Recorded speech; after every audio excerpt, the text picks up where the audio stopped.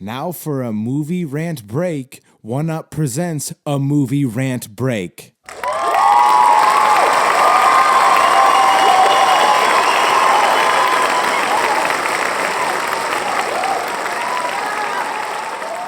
What's up, everybody? Welcome to the movie rant break. Today I got a special episode. Super pumped. We're doing something different today. You know, we're at the movie rant break. We usually break down the movies, but I got a special guest today to do a video game review, and more specifically, video game franchise that we're gonna break down. I got a streaming friend of mine, got big streamer on the rise right now. We got Louie Kaczmarek in the building. Said that right. How we doing? How we doing? Glad to be here, man. Glad to be here. Dude, I'm glad that you're here. Through the internet. I mean, you're here. He's not in the studio today, but super pumped to have him to talk about the Kingdom Hearts franchise. And that's actually, I guess that's how shout out to the internet, because that's how we linked up. But the reason, I think the catalyst was, I saw a clip that you did where you were talking and pronouncing Titus, the character from Final Fantasy X. And you meant to say Titus, huh?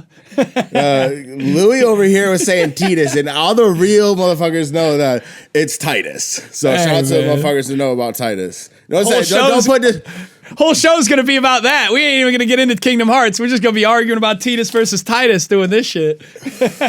Well, that's the real shit, but no, shout out to my boy John Smith, because we and him, we grew up on Kingdom Hearts, much like yourself, and you know, I think just the Americans, you know how we just say what we say, even if it's not the correct enunciation. But the Titus thing and the Titus thing, I forget which game that Square put out, but they say Titus in it. Sometimes they say Titus, sometimes it's Titus. Like, I've been heard exactly, yeah. It's Titus. Like, put respect on his name. Titus is like a weasel weenie name. What's funny is we're literally going to be sitting here talking about Kingdom Hearts, and the reason I said Titus straight up first time was because Waka on Destiny Islands, I did a clip about this, and that's what got people going. And the funniest is, like, you and I went back and forth, and you're like, it's all good, you know, it's all love. I'm like, yeah, no, this is fun. Some people actually came at my, like, fucking neck about it, and we're like, you don't know what you're talking about, this and that, blah, blah, blah. I'm like, hey, first off, it's a video game. Let's calm the fuck down. Second off, I know exactly what I'm talking about. The voice actor said this, that.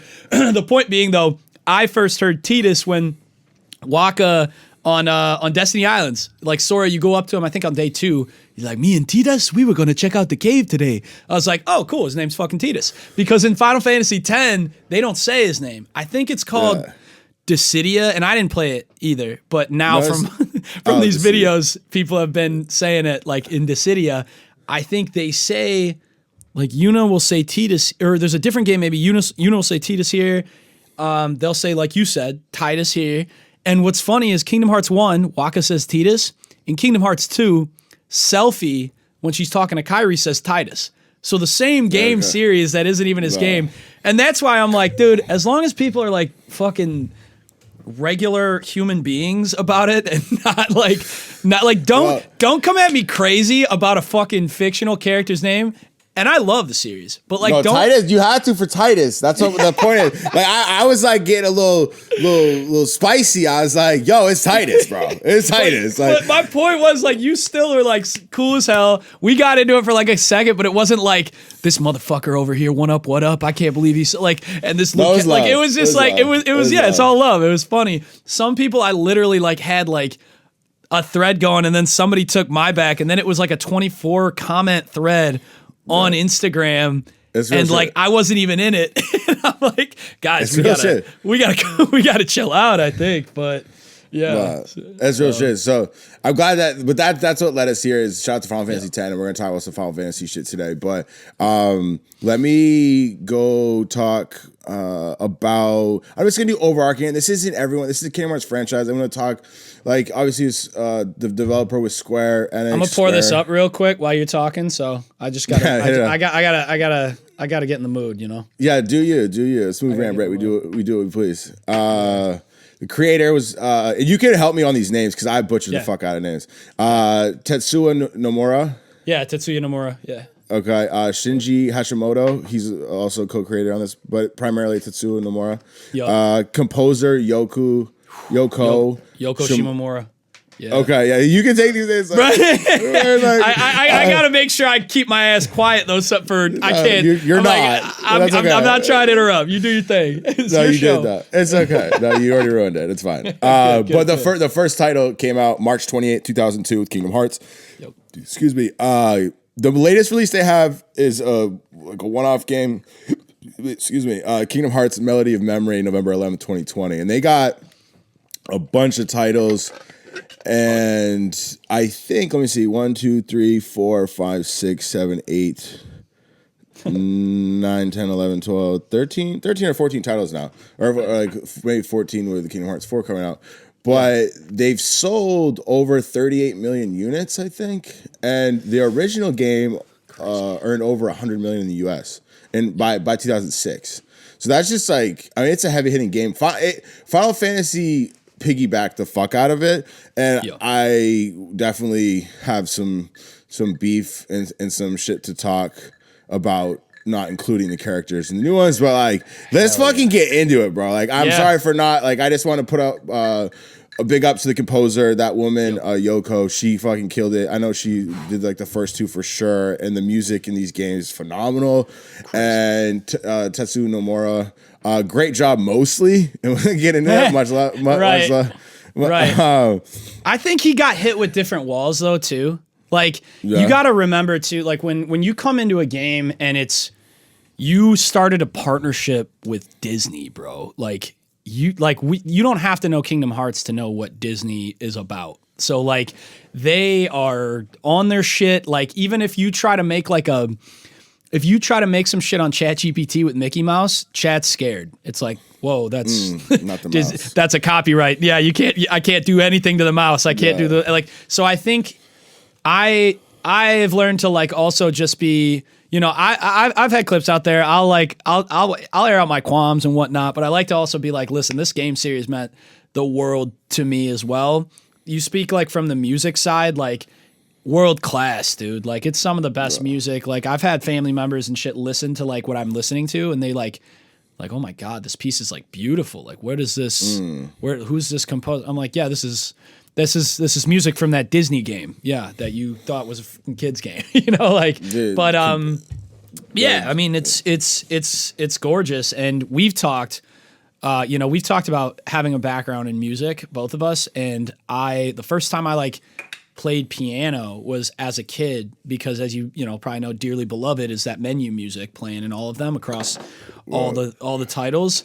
As a kid, I didn't even understand yet my love for music and whatnot, but we had picked up like one of those like electric organs on the side of the road or something that somebody was throwing away, and I literally taught myself Dearly Beloved by ear because I realized later I felt it wasn't like I wasn't like like I was like, you know, one hand notes, other hand like, you know, one note at a time kind of a thing, but I was also like 8 or 10 or something, but like it was that impactful that it like basically helped me learn my love for music before I even really fully understood my love for music. So shit like that with this game. And then I will say one other thing, you know, because that like why this game means so much to me.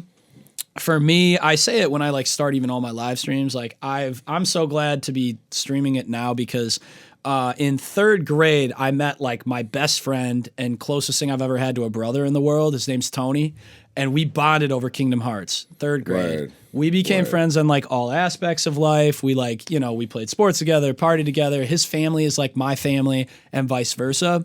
And we literally like he was my Kingdom Hearts friend. Like a lot of us growing up, and I know we're gonna get into that. Like didn't have like a lot of, you know, people because it was looked at as like, you know, corny or this or that. Him and I played all the titles together. He actually, he had cancer. It went into remission. It came back last 2 years. We beat Kingdom Hearts 3 in 2019. It was the last Kingdom Hearts game we played. beat it, and then a few months later he passed away from cancer. Oh, dude. So like, yeah. So again, it's like now it's was that 7 years ago, but like this series already is such an emotional connection for people, and for me, that added level of like that was like my brother. You know, he is literally like would be my like best man at my wedding, and like that connection, he understood it, I understood it. The music.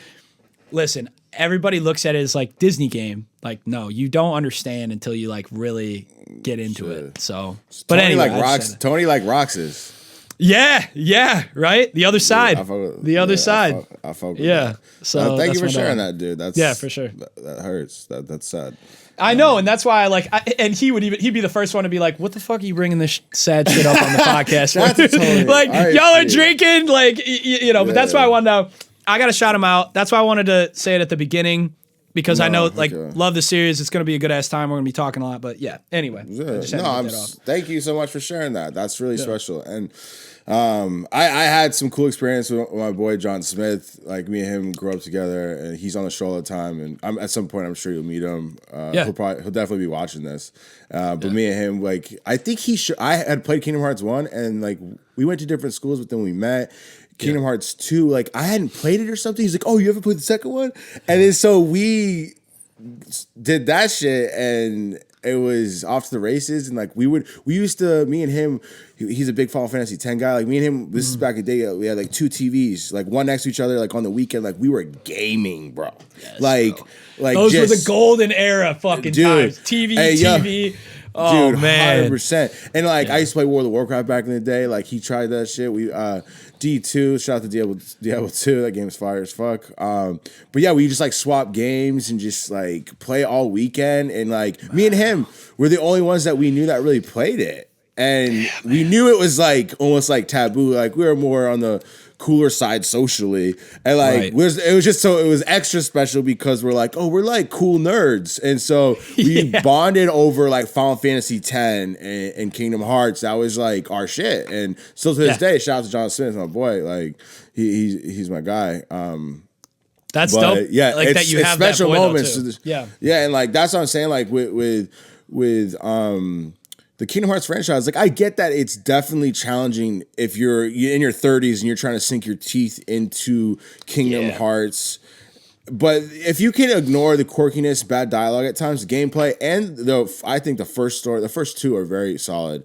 It's a great game fundamentally, and and that's one thing I want to say too is I hope Kingdom Hearts 4. Move the fuck on, please. Like, let's go full adult. We're all grown now. We've been patient. I'm with it. So dedicated. Yes, like, bro. Please, like, can you cut the corny bullshit out, bad dialogue? like we're give us the dark shit. Like, give us. I want Riku to die. Like, or like someone needs to fucking truly die. Like, all please not Riku, but yeah, like Riku naturally would have to live. I think Sora. Okay, so I'm gonna say I think Sora should die.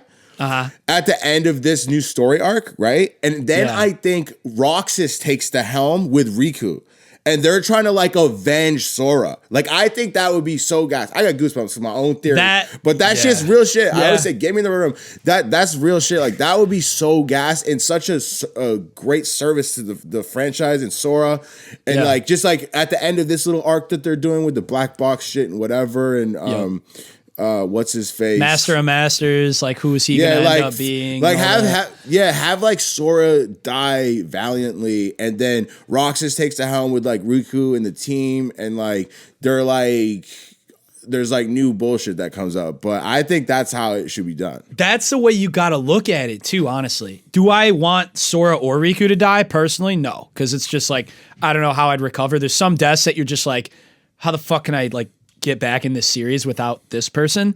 But I will say fundamentally, the way I describe the game to people that don't get it is like, this is not like, people that don't get it usually it's because they play 2Ks, they play CODs, they play shit like that. And I'm not knocking that. You play whatever you want. It's fucking video game time, you know? Do whatever you want to do. But video game time. What you gotta understand is these types of games are not really games to us, me, whoever. It's like playing a fucking movie. It's literally feels like playing a movie. And what you said is something that like if it were a movie, kind of how shit would go. That and I'm with you. I like to watch certain shows and shit that have like a deeper, darker, more hard hitting like type of plot and storylines in general. So I try not to knock Kingdom Hearts 3 too much because it's popular and like it's popular. It's aged well, though. It's popular to knock, I think. Yes, it aged well. Yeah, the first time I played it, I was like, that was a massive letdown. Second time I played it with the DLC, I was like, I'm a little more on board now for sure. But what I will say is cutting out like I think I put a clip out or I have a clip ready. It's like Kingdom Hearts needs that like Kingdom Hearts 2 got more serious, similar to how Final Fantasy games storylines are serious. I like the seriousness of the Final Fantasy storylines. 10, 13, 7, real shit's happening. 8. People are going out. Like people are like going through grief, real trauma and shit like that. And it happened by the end of 3. But there was also just like, man, I don't want to sing fucking Frozen with Elsa. Though, I don't want to sit here and I can't. I'm the kind of guy I can't skip a cutscene. Like it's a cutscene. I don't skip cutscenes. I don't because what if the end the cutscene of the music video? There's like, oh no, it's like super. Oh shit, Marluxia. Yeah, like Marluxia. Oh shit, Marluxia. Like I would have missed it. But I have to sing with Elsa before I get to fucking. You didn't have to sing with her. You didn't have to sing with her. Look. Sora did. So those are the cutscenes like we were talking about earlier. That like the meme where like it's like, yo, this game's actually really serious and deep and whatever, and then it has like the dad walking in on the kid and like Sora and Ariel are singing fucking Atlantica songs. It's like Kingdom Hearts 2. Oh my god. Yeah. It's like that's what you're talking about. It's like I like at least move a little more away from the corniness and like because at its core like that the story is so and that's why I loved the story of Birth by Sleep. Maybe purely talking story, maybe the most. Because Birth by Sleep was like I don't want to hit like, you know, spoilers and shit. It's a game that's been out for fucking ever, but like the story was deep and fucking real shit happening. And those people, like, you want to talk about real trauma, like fucking A, dude. So that's at its core, I think, what makes it so beautiful though, too. The story in general, you know, 100%. Yeah. Do away with the corniness. Like, Jesus Christ. Yeah.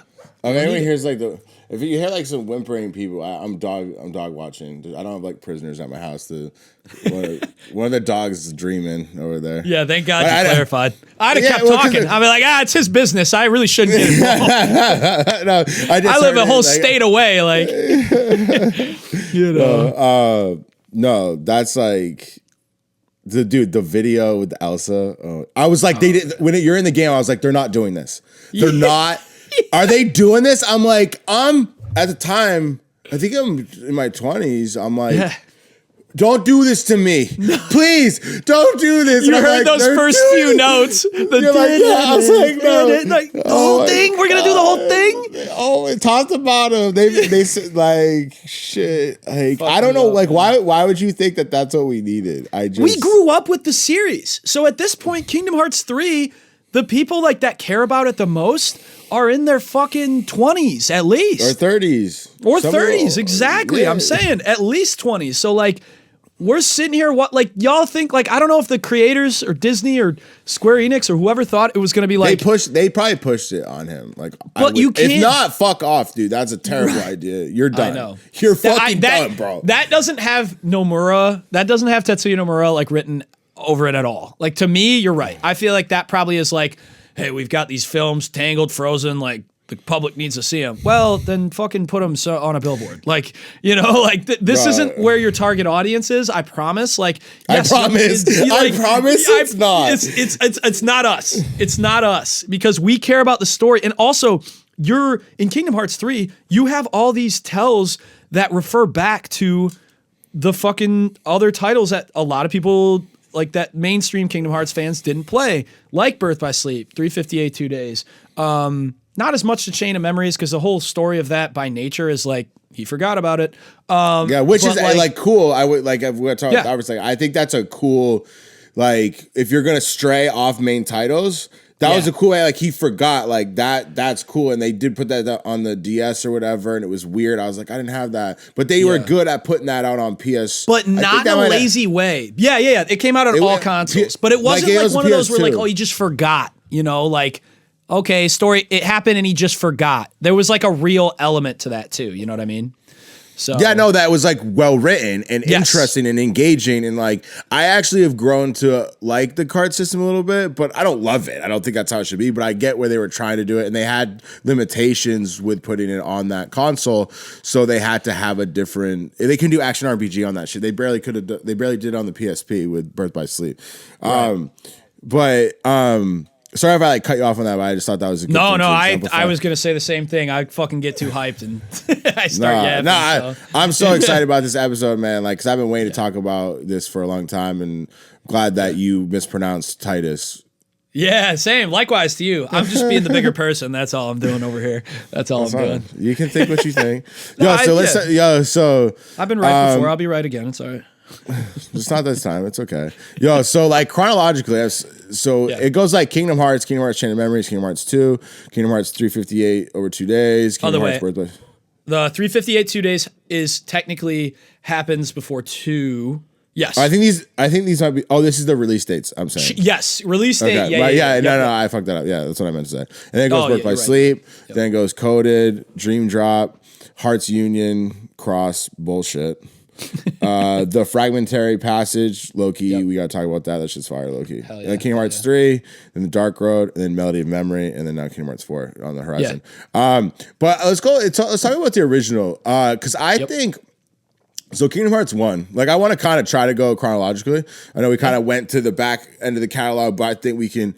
You brought up Chain of Memories, and like let's just pump it back. Yeah, get a little too excited, and that makes it tough. No, so you want to go release order or chronologically? Because chronologically, I guess release order. Release. Let's do that. Yeah. Okay. Because that's essentially like what they say you should play them in that order. But like recently, 100%. My current playthroughs, it was coincidence. Like when I reached out and we had spoke about the Titus correction, I just beat Birth by Sleep, and I actually played through the like end game extra shit that they added in the what do you call it, like full version? What do you call those? For Birth by Sleep?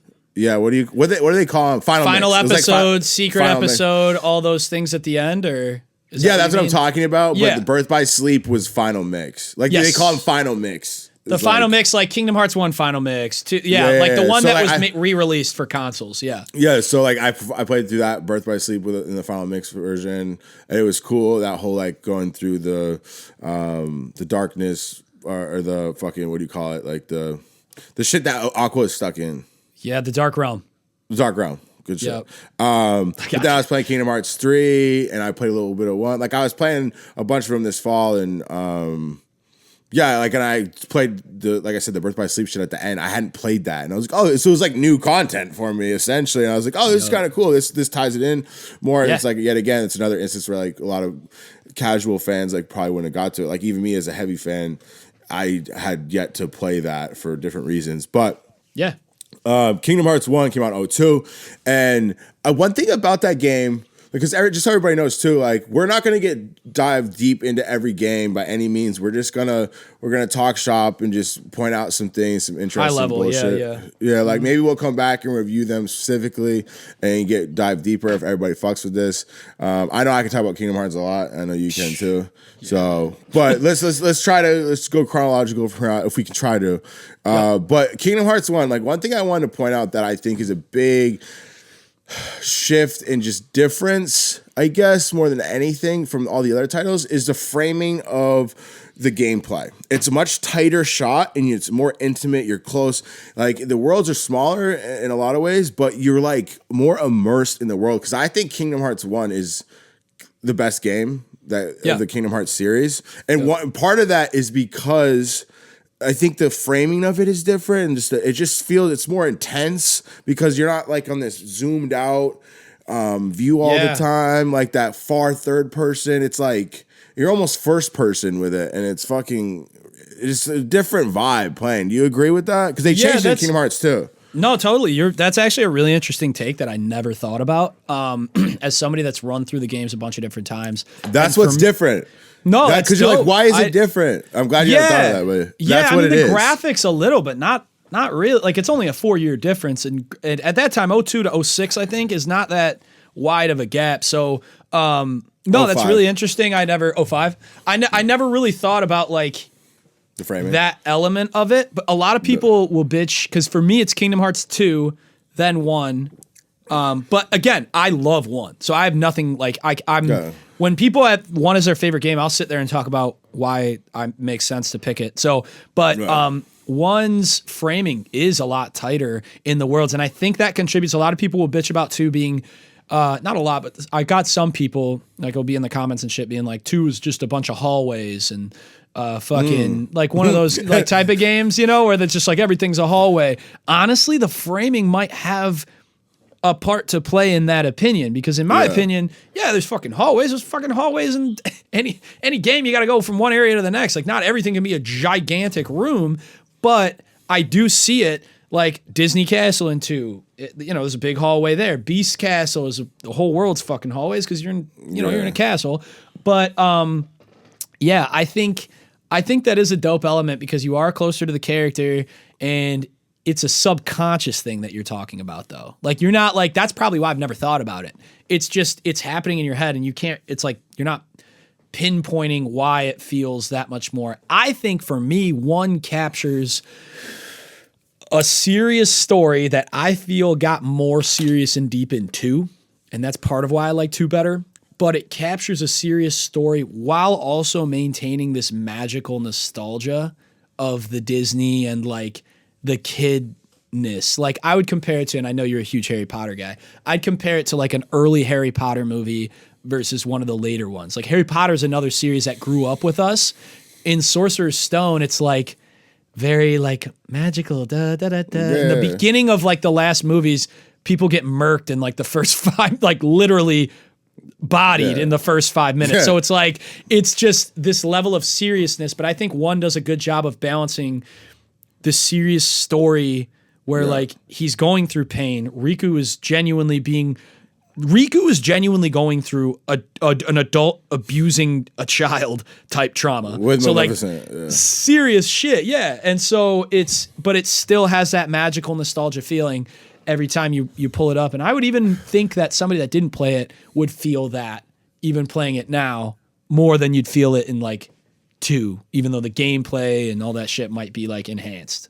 So I think additionally to the framing being different, and I'm glad that you never thought of that because that is something I thought about. Like, why do I like this one better? And it's the story.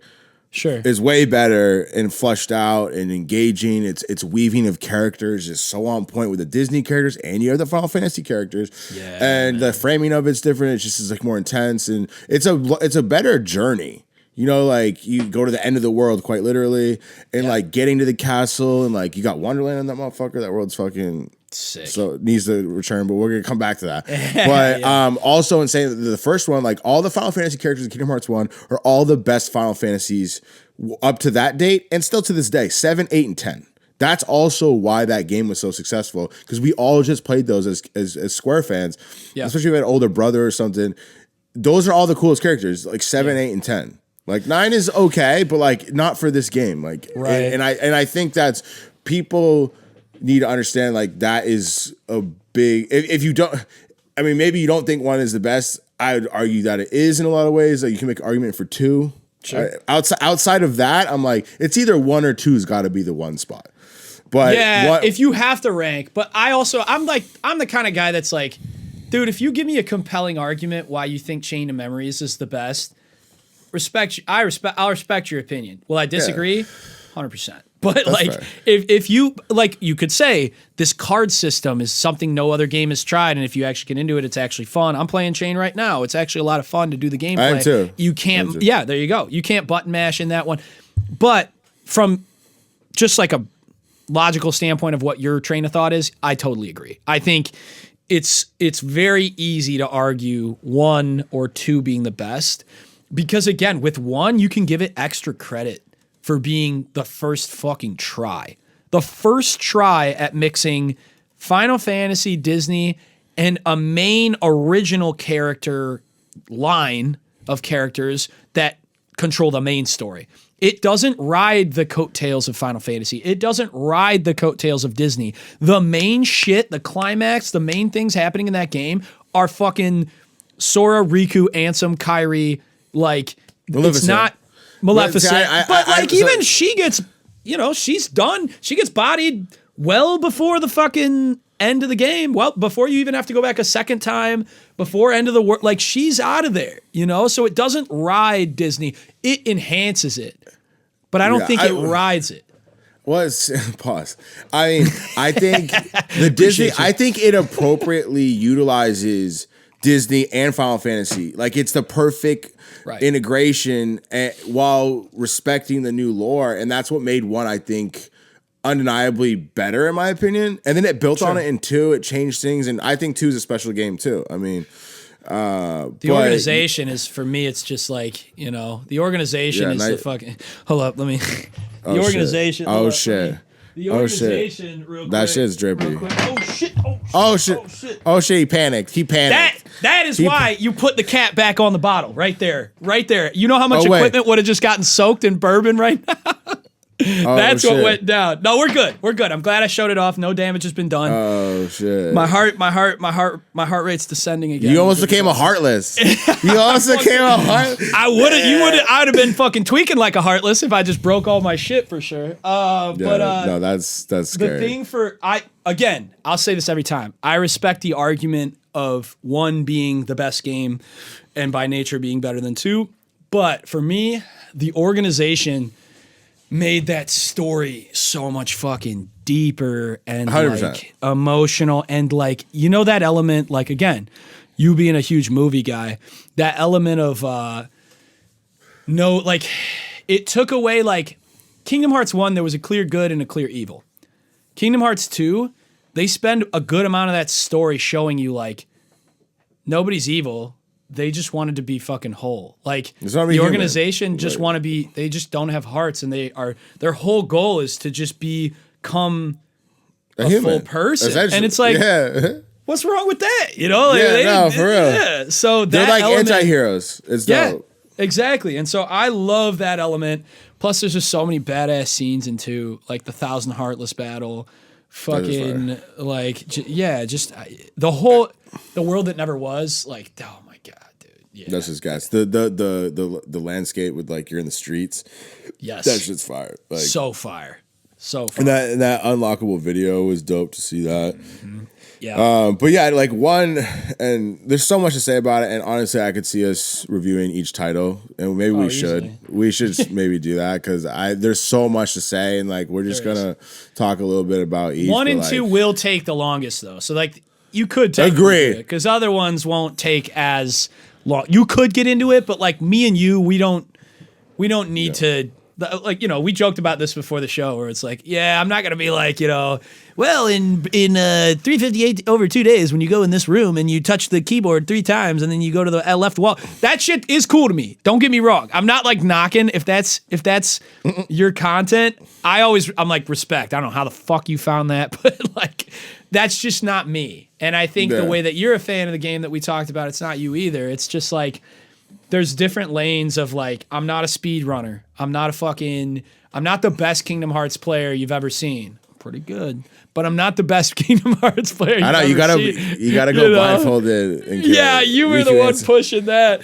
when we were that context. That's actually funny as fuck. When I was streaming 1, you were the one in the chat being like, bro, you better not. You can't do this fucking Riku Ansem battle until you put the blindfold on. No, because you were flexing. No, you were. Oh, flexing. Is that what it was? You were like, I'm not killing him yet. I'm going to gather materials and stuff. Like, I could kill him now. Like, he's light work, and I'm like, all right, then do him blindfolded. I don't know if I said all that shit like that. That's check tape somewhere. Yeah, somewhere. Well, that's the thing. The stream's in there, so.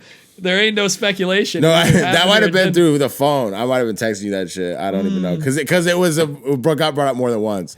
And I was calling you soft for not trying to execute that. Because I think you could do it because he does certain like emotes and stuff that acknowledge like certain move sets, and if Like even if you were max level and did that, like it'd still be impressive. Like It's some of those still combos dope. it's devastating sometimes. But that fight's fire. And like that whole Ansem arc is really what like set this game to the next level. I agree. But yeah, there's so much to say about Kingdom Hearts 1, but like then they did that Chain of Memory shit, right? It was on the mobile or the DS, and then they've remastered it now. And like I said, I think the story I actually haven't, and I meant to do this. I meant to maybe we could do a review on that where we just review Chain of Memories because I haven't played the Riku end of it. I've only got to the end and killed Marluxia. So like, because they didn't have it on the PS2 version when I first played it. Really? I think I just killed him, and then he was on the PS2. Interesting, because it first came out on Game Boy Advance. I think they had it on, and they did. I think they had it on Game Boy Advance. Maybe they did. I don't know about PS2, but Game Boy Advance, I think they had the Riku. But I never. Okay. That's the thing with Kingdom Hearts, though. As a kid, I didn't know that if you press select, you had like heartless enemy cards that you could use that really enhance the fuck out. Like one of them heals you. One of them literally gives you a second life. The Oogie card. The Oogie card heals you. When you beat Vexen, his card literally revives you if you died. I just died in my stream for the first time or second time or something in my chain run. I was like, fuck. I put the controller down. It does the animation. And then it just like the music kicks back in. You're back. Oh, it's like, oh, fuck. Wait a minute. Because a literal card that brings you back to life. It's like a Kupo coin in 3. But I didn't know about that. I hardly knew about Slates. Which card is that? Vexen, the ice dude. Okay. So after you beat him, which one? Like, in front of the mansion? In front of the mansion, yeah. Okay, because that's where I'm at right now, dude. I have to change the deck because that if you don't have, I know like there's the Sonic Blade build can body and mow shit down, but like you kind of have to say again. Sonic Blade and Lethal Frame. Those are two slates that like that's like the OP build. But if you don't do that, like some of those bosses they're so difficult. But yeah, you can just mow bosses down with the right shit. But yeah, though it's aged well on some level. It's like I said, I wouldn't want that to be its staple style. But it's fun to like go tap in. Like I haven't played that game in so long, and like I haven't played the Riku end of things. And to answer your question too, it was on PS2. I don't think it had the Riku end of the version, like that storyline. Maybe it did, but I killed Marluxia and I thought like the game was done. But maybe I just didn't know what I was doing. It was so long ago. But I'm looking forward to playing that end. I know it's a shorter, more compressed version, or just it's a shorter storyline. It's like 5 or 6 hours versus like 20 or 30 or whatever. But I'm looking forward to playing that. It's just like more content. Even as an avid player and fan, I still haven't played some of the content that's in these titles, which I think is like something worth mentioning. Is kind of crazy. But shout out to the makers on that. It's like they fucking. But we already knew this because of Final Fantasy. It's the same gang making Final Fantasy that makes Kingdom Hearts, and like that's why. What's cool about Kingdom Hearts, at least it did for me. I didn't play Final Fantasy games until Kingdom Hearts. I started Final Fantasy X. Oh really? Yeah, I started Final Fantasy X. And I get that. Like, but I started Final Fantasy X, and my disc got scratched at like the second Sin fight, maybe like early. And so I never went back, because that was the day your disc gets scratched. That's fucking it. R.I.P. You go back to the same spot and every time, and the game doesn't progress. It's worse, bro. But like, it brought me into the whole Square fold at the time. Squaresoft, Square Enix. That's now, cool. But like. Right, because all those fucking games, for the most part, a lot of those fucking games are made so well. And again, it introduced me to games that are literally like playing a movie. And so I found out that's what I gravitate toward. The games with fucking fire-ass music, just like super emotional orchestral tracks, and then a storyline that's fire. Then like, man, like if you get those things combined, like an Axel fight or a late fucking like. All right, Sephiroth? I know I'm jumping ahead. Yeah, well, Sephiroth is like, that's iconic. For me, though, personally, the greatest fight in the series, another reason why it's my favorite, Kingdom Hearts 2, the Xemnas fight with Riku. Holy fucking shit, dog. The Xemnas fight. You don't get to play him. You don't get to play Riku. Well, technically you do for part of it in his last form. First you fight Xemnas when you're cutting through the skyscrapers and you're taking down his massive ship, and then everybody's like, oh, and everybody else goes through the door, and then it's just you and Riku.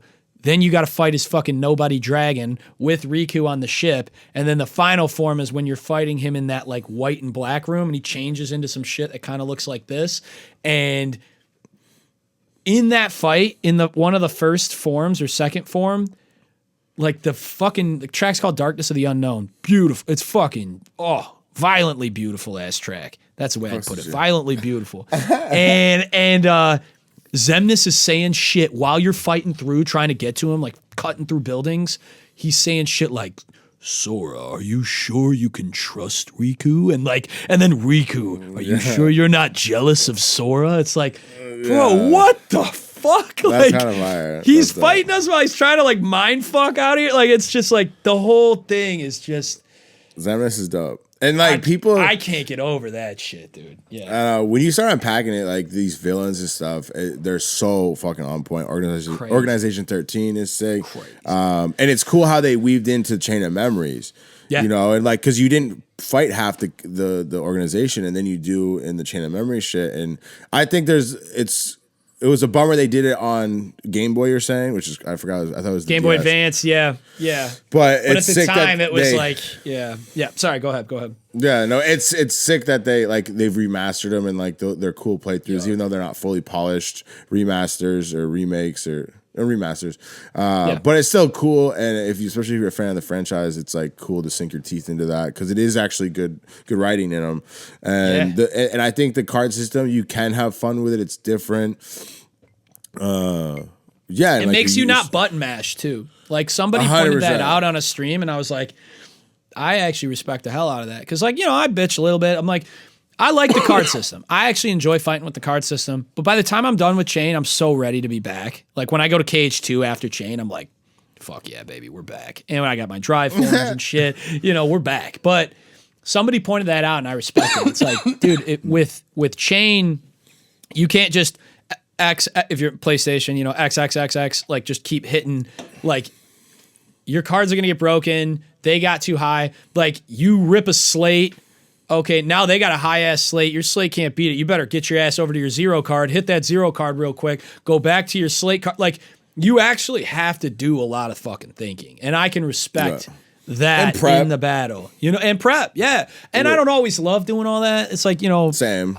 It's so cool though. It's dope. It's a dope element, and it's not too wild of like, they didn't make it like a Magic the Gathering where I'm like, and I don't play Magic, but I'm like, you know, I look at that type of a card game and I'm like, I don't know what the fuck's going on. I'm not grasping it. It's like the Keyblades have numbers, the Magic cards have numbers, and then you've got some special cards that do some special things. Done. Slate them together, make cool things happen. So like, it's not overly complicated. That's actually a reason why I like the gummy ship system also in Kingdom Hearts 1. I don't know if you ever fuck with your gummy ship when you're playing KH1. Sometimes. It's pretty easy. In 2 and 3, I feel like there's too much shit going on. I'm like, I agree. Yeah, I don't know. So I just use a pre-made model. So anytime a game can like implement creative shit without making it too complicated, I respect it. That's why I think Chain is cool. That's why I think Birth by Sleep is cool, because both of those did a different combat style that I think to enough of a degree worked and was a good enough game where it wasn't like, wow, this fucking like sucks. You know, like I actually enjoyed fighting in both of those games. And the stories, you know, we've already talked about. Yeah. You said the writing's great. So that, and then like I just think Kingdom Hearts in general is like revolutionary. Like the first one with the playstyle, like action RPGs, that was like fairly new, like X to attack. So like you got to give big ups to them on that. And then Chain of Memories too, like that was the card system. Like that wasn't prevalent Nobody in was video games. Doing that. Yeah, and like now, like there is games that are like card system based in some regards. So like Kingdom Hearts has been on the front, and Square in general. You know, one of the first voice acted games that was mainstream, and you know, with Final Fantasy X, like Square's like they've been on the front lines doing shit that no one's done, and people follow suit, and it doesn't get enough credit, honestly. Right. And so shout out to them for that. But yeah, Chain of Memories, I think is cool story wise. The gameplay they were risky, and like they've ported it to different consoles, and I think it's a cool title. Yeah, I totally agree, and I think that's cool too. Shout out 10. Final Fantasy X, because that was like, when you talk about like, I think, and I agree, I saw somebody put a video out like about this. If somebody hasn't played any Final Fantasy games and they're trying to get introduced to the series, I personally, and I know people disagree with me, I don't give a fuck. I love 13, and I love Final Fantasy 13, and I love 13 too, and I love Lightning Returns. I think they're all fucking great. Yes, certain games maybe could be less whatever. Fuck you. I think it's great. I think it's a great game, but 10 is like widely accepted as a phenomenal game, and it's the first one, like you said, voice acting. I think the graphics, especially in the remaster, hold up pretty well. I even think Tidus looks better in the original than he does in the remaster. Yeah, Tidus. So I think like when it comes to that, I forgive him. When it comes to that, they hold up so well that like you could play that fucking game, and it came out. I don't know when 10 came out. Was it 90? No, it was 2000 or 1? Like 2000, 2001. Around there. And it's like you could play it in 2026 and not have an issue. Like, when you try to play an old game that it's like, I don't know, man, this shit's too old. Like, I can't get into it. You know what I mean? Like, some people have that with 7. I don't have that. Like, I play old PS1 joints like Legends of Dragoon. Have you played that you game? grew up with it, too. That's the thing. Yes. So, like, that helps. I think if you didn't grow up with it, even 7 is tough because you're not 100%. You don't have these cutscenes with voice acting. It's hard to get. That's why they remade it, and it fucking makes a killing. Whatever. Rebirth and what's the other one? I don't know. Rezone. I don't know. Remake. The remake. Is it just remake? It might just. It's just remake. It's remake, and then it's like and honestly. People are mad about those titles. They're like, because they changed it. They changed like some things. They added certain things, and like as someone that wasn't a diehard 7 person, like I've never beat 7. I played through it a good portion. I was very familiar with the Midgar sequence. Yeah. So like as a kid, you didn't have guides and stuff a lot of times unless you went like to this like a game store and bought it. Your guide was like your boy's boy said that this happens if you go there and you try. 100%. So like as an 8-year-old playing Final Fantasy VII, you'd get to a point and you're like, oh, I don't know where to go. I'm like, same with like 8 too. My older brother played it, so I didn't. Like I remember Final Fantasy. I used to get stuck when Squall had to go meet with Quiz, like after like his outing and like his dance with Rhinoa. She's like, hey, just before you're done, like his graduation thing. Like he gets back from his first assignment, and like you go in the train facility, and there's that little like spot you have to go in the back, and you just like lit. Couldn't find. I just like didn't see it. I'm like 8 or 9 years old. I'm like, where? I don't see it, and it's like you just kind of like so like, you just give up. That's it. You're like, I don't know what to do. I don't know what to fucking do. Like what the fuck? So 7 the remake and Rebirth. Like I knew Midgar, that scene, like that was my point. Like I played it to a point, and then like lost interest or just like got stuck or something, and then so Midgar, like I played through that like a bunch of times. So the remake game that they put out, I loved. I was like, I'm so familiar with all these places like Don Corneo and shit like that. I was like, I know this character, and it was just like so fun to play through. And Rebirth, I knew a little bit of it. But that was still cool to experience some of it. And I get like Red 13, his like little voice change is off-putting. And I agree, like it was a disservice to like make his voice go low.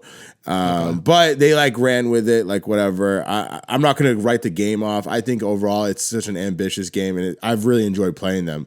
Because that fan base, like you're talking about, I'm honestly kind of relieved to hear another person that loves Final Fantasy and isn't like deathly in love with Final Fantasy VII, because I think 10 is, for me, 10 and 13 rank above 7 for me. And I played 7. I finished 7. And I finished 7 at a time, too, where I was like a critically thinking adult and I was like into the story and shit. But it's just like, I don't know. I think people give 7 all the credit in the world. And if that, I'm not a hater. If 7's your favorite, go off. But like, I don't like when people are like, most of the time, the people that hate on 13, my fucking baby, like are 7 fucking disciples. See, I don't like 13. It's not a bad game. It's just not. Yeah, it's just not like. But you like 10. I mean, it's a lot of the time. 10 and 8. 10 and 8. 10 and 8. Okay, so for me, it's 10 and 13. But again, 13 also like. Funny enough, I said again, but I didn't said this yet. 13 was my first Final Fantasy game that I like dove into. So that plays a part. And it wasn't when it first came out. It was just like, I've found it. I think it was like even early high, like late middle school maybe or some shit like that. I don't know. But I was like, I put in tons of hours because I think there is something to be said. I'm not like a graphics guy to the nth degree, but there's something to be said about having an emotional connection when there's voiceover, a clear picture of the person, emotional changes in their faces, like you see the tension and shit like that. Like, I don't know, you're a movie guy. It's like I'm not saying the graphics of a game dictate how much I'm going to get into it, but I am saying they definitely offer an element of how much you create an emotional connection with the character. So I don't just shit like that helps, you know? No, 100%. And I think there's something to be said about dialogue box games like Final Fantasy 8 and 7 and 9 and Legends of Dragoon, Legends of Gaia, where you, because of the writing, it's like playing a book. You know, it's interactive art. It's very special, like you said. It's like playing a movie.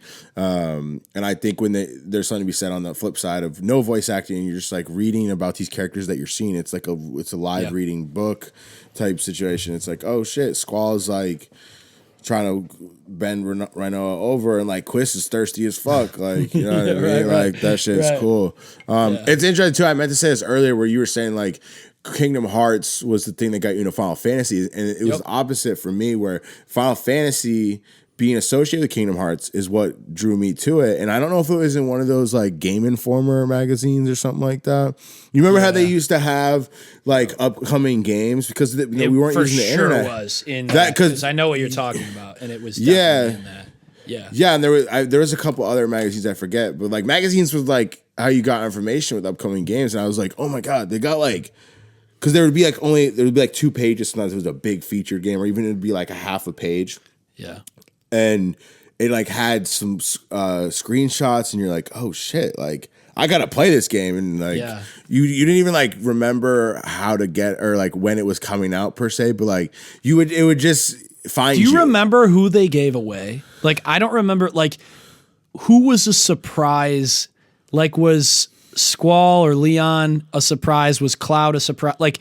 Like who were they? Like, Leon. Do you remember? Squall was in that bitch. He was in that bitch. The Final like Fantasy in the promotion before it came out. Yeah, if I remember correctly, because it was Squall. Because I'm a big Final Fantasy 8 guy. So you're like, fuck, I gotta play this game. Yeah, 100%. And then I think I recognized the 7 characters. Like I think Yuffie. I think it was the people at Traverse Town that you saw, and it was like, oh shit. Yeah. That's fucking dope. And then to see like the Final Fantasy 10 characters at Destiny's Island, you were like, oh shit.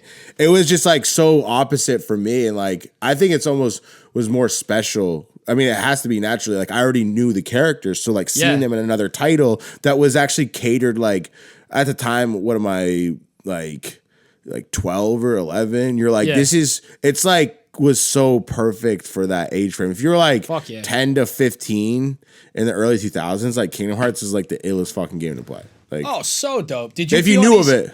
Did you feel any type of way about I'll be the bigger person, I'll say both of them. Titus. Did you feel any type of way about him looking nothing like how he looked? And like I feel like he looked like a fucking like the younger brother of the protagonist I knew from Final Fantasy X. You know, like I replayed Final Fantasy X again like a year ago or so, and now I'm just like going back to doing the Kingdom Hearts series. That's why I'm streaming now and shit. But like, so he's fresh in my mind, and I'm like, bro, this little dude's like half the size of fucking the guy I remember.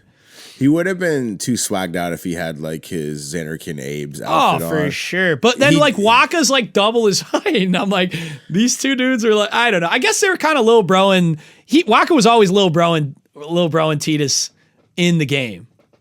No, I feel you, but like I think they did make him kind of like NPC villager looking, big but it's time. fine. It's big fine. Time. It didn't matter. It was just like that's him. He's in the game. Yeah, I love it. Yeah. That makes sense. That's fine. It was fine. Yo, so Kingdom Hearts 2, we've been talking about a little bit, and Organization 13, obviously dope. They changed the framing. The gameplay got a lot more involved. You visit way more worlds. You visit them twice. That was cool. Dope. The Xemnas and like that whole arc is though they just the Final Fantasy characters got more like badass FaceTime. I felt like when the 1000th Heartless battle, Cloud and Leon both Cloud and Squall, Leon like going back to back and fucking shit up. Sephiroth and Cloud had a proper face off in like an actual cutscene. Like if you beat Sephiroth into you saw cutscenes with Tifa being like Cloud trying to save him and shit, and then Cloud being like, I'm gonna fuck this guy up, and like it's the perfect it's the perfect mix of Final Fantasy spotlighting without making it take over. And again, as we talked about, not to jump ahead because I know we'll get to it, but like 3 took it out altogether, and I'm like, that's fucking stupid, dude. Like, you don't have to prove anything. You don't have to sit here and be like, the story holds up on its own. No shit, dude. But like, it also needs that fucking, like, those in my eyes, those are also Kingdom Hearts characters. Fucking Leon, Yuffie, Aerith, Cloud. Like, they have their own games, and they're also Kingdom Hearts characters. So you taking them away is just like, it's almost just like seems like you're just being like, see, I can fucking win the game without my fucking Scottie Pippen. Like, I'm fine. It's like, bro, no, nobody asked. Nobody asked you to win without Scottie. Scottie's great to have out there. You know? Yeah, and that was something that I looked up because obviously they're missing in Kingdom Hearts 3. It's like, all right, what was the reason? And apparently he felt that there wasn't enough narrative space and was trying to prioritize the conclusion of the original Kingdom Hearts shit. And yet we had to sing a whole fucking song with Elsa. Valid. And like, there was a lot of space we could have cut with the Disney people to throw our homies back in there, you know? 100%. And I just, so we can circle back to that and talk some more shit about that. Sure. I was like, what the fuck? I do think it would have been sick so in Kingdom Hearts 2, right? Yep. I think it would have been, or I think it's a missed opportunity where if the 100-acre woods got taken over and like ransacked by Heartless and gone dark, I think that would have been really tight. And I think it's a huge missed opportunity. Awesome idea.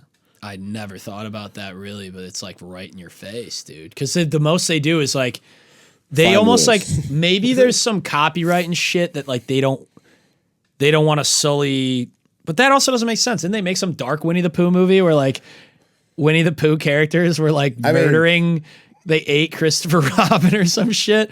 I don't know. You're the movie guy. Movie.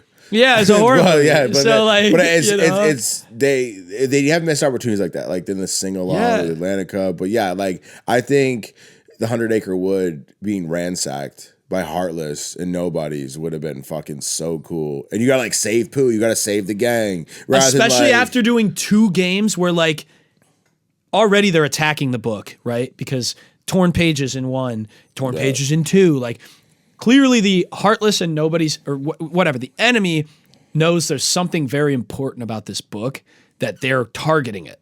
So you're right. If they would have like in 3 gotten inside the book, found a way to get in there and revealed some reason as to why the fucking Winnie the Pooh book keeps getting targeted. Like they could have made that. I agree. I think that could have been a super dope element to add to the game. Dude, that is a fucking shout out you for that one, man. Like, shout out me. Shout out you for that. That is a great fucking idea, dude. Like that would have been awesome. We got to get you in contact with Tetsuya, dude, and like, dude, I got more. Wait, I got more. I appreciate that, but I do have more. I'm here. We're here. And that we're here. We got Kingdom Hearts 2. I love what they built on. I think there wasn't a nice weaving of characters and building on that, and like not having them in Kingdom Hearts 3. Really, what the fuck? Like, you're wrong in thinking that you don't need them because you've been piggybacking off Disney and Final Fantasy off rip.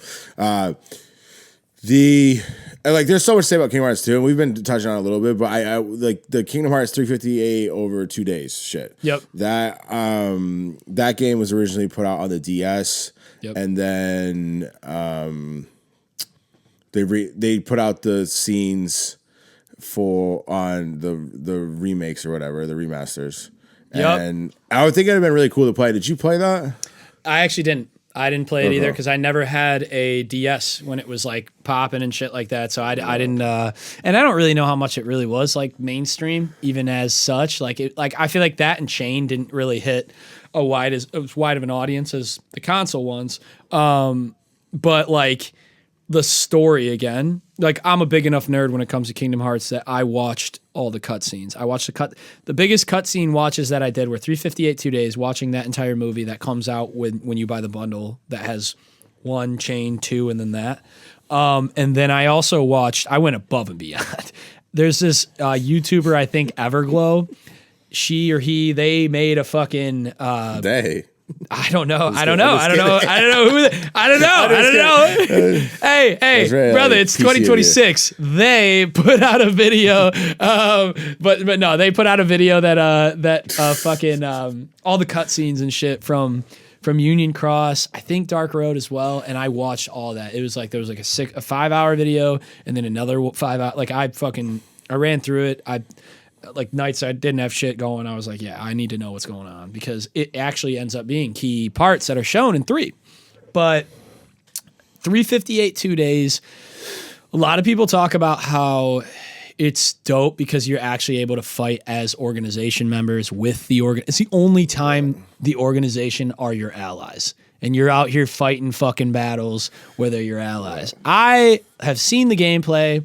In my opinion, from what I see, I would rather just watch the movie again because, it's fresh in my head. Like the story in 358 2 days is fucking like, it's just so sad, dude. Like it's fucking Axel constantly trying to keep his fucking friend group together. It's the only thing he has. His fucking boss is ripping him apart, being like, she has to go and this and that. And he's like, these are my fucking home. These are my people. He's trying to say fuck them. He's trying to save his people from doing the right thing that will eventually end up with them evaporating and going away. He selfishly doesn't want them to go away. He's trying to bring... It's so fucking sad, dog, that I don't even think about the gameplay of that game because I haven't played it. I almost feel like maybe I'm privileged that I get to do the... And not to shit on the gameplay, I just don't know enough about it. From what I've seen of it, though, I feel like the way to do that one is the cutscene movie, because the story's phenomenal and the music's phenomenal.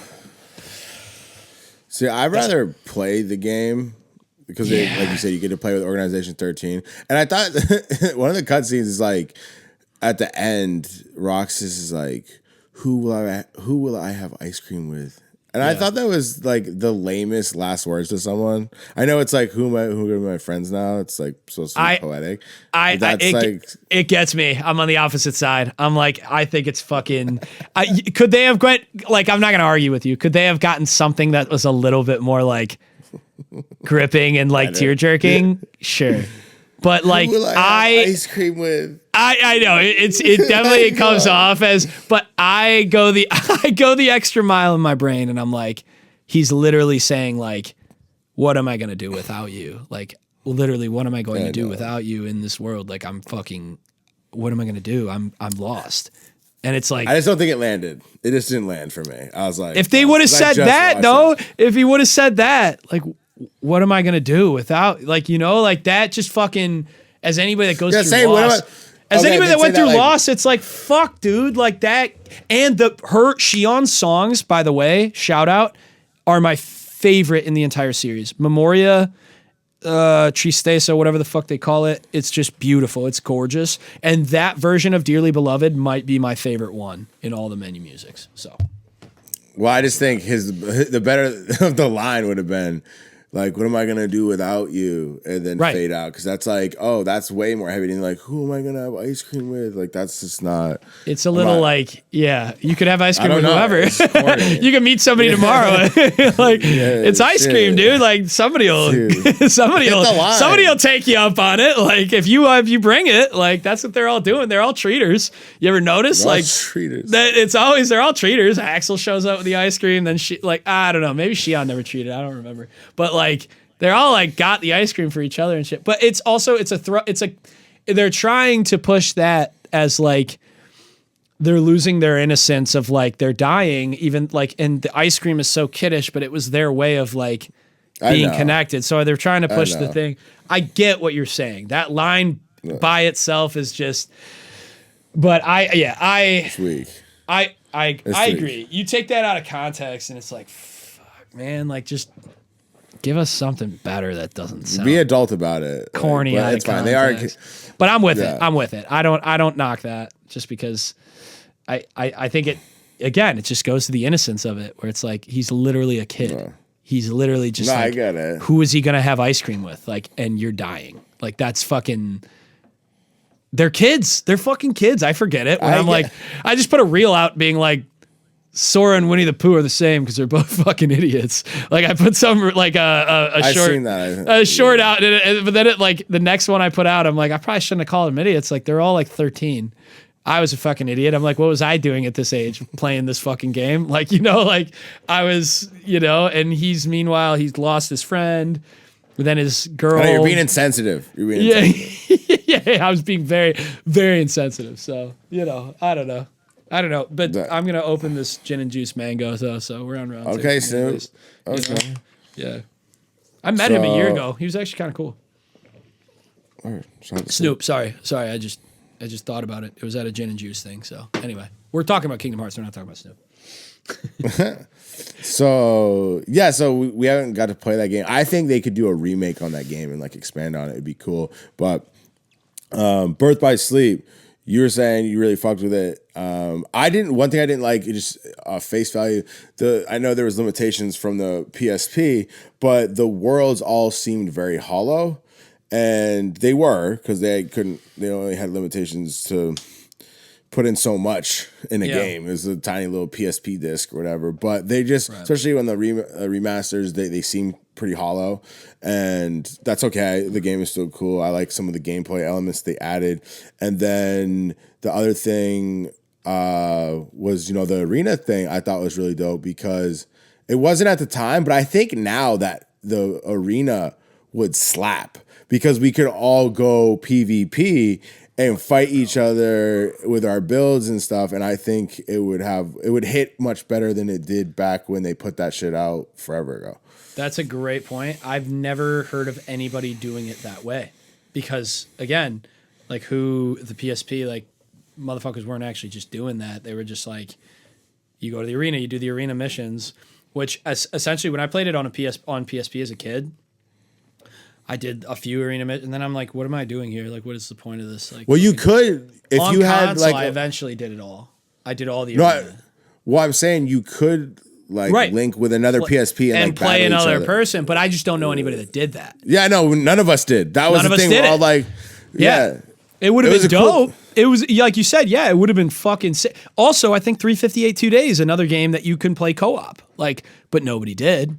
Yeah, because it was like, who the fuck's connecting DS? We're not. Who has another friend that's playing both? We're like lone rangers out here. We're undercover too, bro. Like I was I'm a basketball player and I don't play. It's like you just we're undercover anyway. It's hard enough to find anybody to fucking play with. But 100%. I will say when I replayed Birth by Sleep on the console, I actually did the whole arena. I looked up, I was like, how the fuck do I unlock this next mission? Oh, okay, like this. Eventually, you have to, you fight No Heart, and then you fight Master Ericus's armor. That's like the last, two. He's a beast. Did you fight them? Yeah, did you do those? They were like fucking. I haven't, because I got the final mix, like I just told you, I played the end of Birth by Sleep with going into the Realm of Darkness, but I'm at Master Ericus's armor right now. And he's a beast, like you said. He's such a beast. And so is in the Remnant Spirit. Like Birth by Sleep. The mysterious figure. Bro, don't get me started on that fucking shit. That boss is fucking dumb. It's fucking stupid. Like, Lingering Will and Yozora, to me, are the two hardest Kingdom Hearts secret bosses. Like, just fucking... But they're made in a way that's like... It tests your fucking abilities... And they're rewarding fights. Like if you can figure out Lingering Will and Yozora, you're like, I'm a bad motherfucker. Mysterious Figure, you're on defense 90 fucking % of the time, and then you Thunder Surge to do some damage, and then you you have carpal tunnel from that experience alone because you're constantly dodge roll. I've only beaten him as Aqua and Ventus. I've never beaten him as Terra because Terra's a fucking big clunk. Which one? Mysterious Figure. Oh. Because he's so, you have to be dodging the entire time. He goes invisible. He has 18 clones. He's got 100 lasers. He fucking is invisible again. He hits you here and your fucking abilities go everywhere and go missing.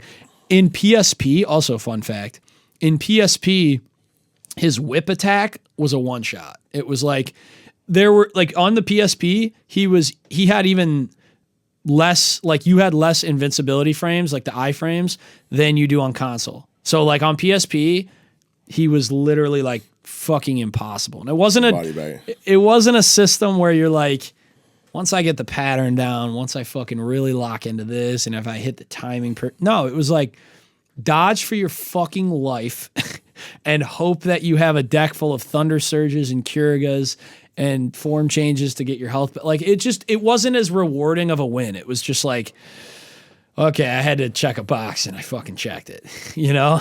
Like, I remember beating the other two, Lingering Will and Yozora, and it was like, I'm God. That's it. It's crazy. I got a PSP just for Birth by Sleep, which is that's something sick. to be said. I think shout out you again, man. That's a fucking boss ass move. But the other thing, like, I had a friend the other day tell me the Kingdom Hearts bosses, or like Kingdom Hearts is for kids, and it was just trying to shit on how simple and easy it is. And I was like, right. Base story, yeah, it is, but the thing that you have to take into consideration with that shit is Kingdom Hearts has some of the most difficult bosses I've ever encountered, and there's some that like I still haven't beat because I haven't put the time into it because I can. I've like it's like Elden Ring, like new bosses and shit. Like you have to like learn the fights. Yeah. And you progressively gets more difficult. And it's like the Dark Souls shit. Yeah. It's the same shit. And it's on that, like, I think it's just, it doesn't get enough credit sometimes for the difficulty on some of those secret bosses and shit. Like, I've killed a lot of them, Sephiroth and shit like that. They're such cool fights, and the games actually, it has such a wide spectrum of difficulty that you can actually play with the games, which is kind of cool. Which is dope, especially because the games you're describing, especially like Dark Souls games, it's like at their base form, it's fucking impossible.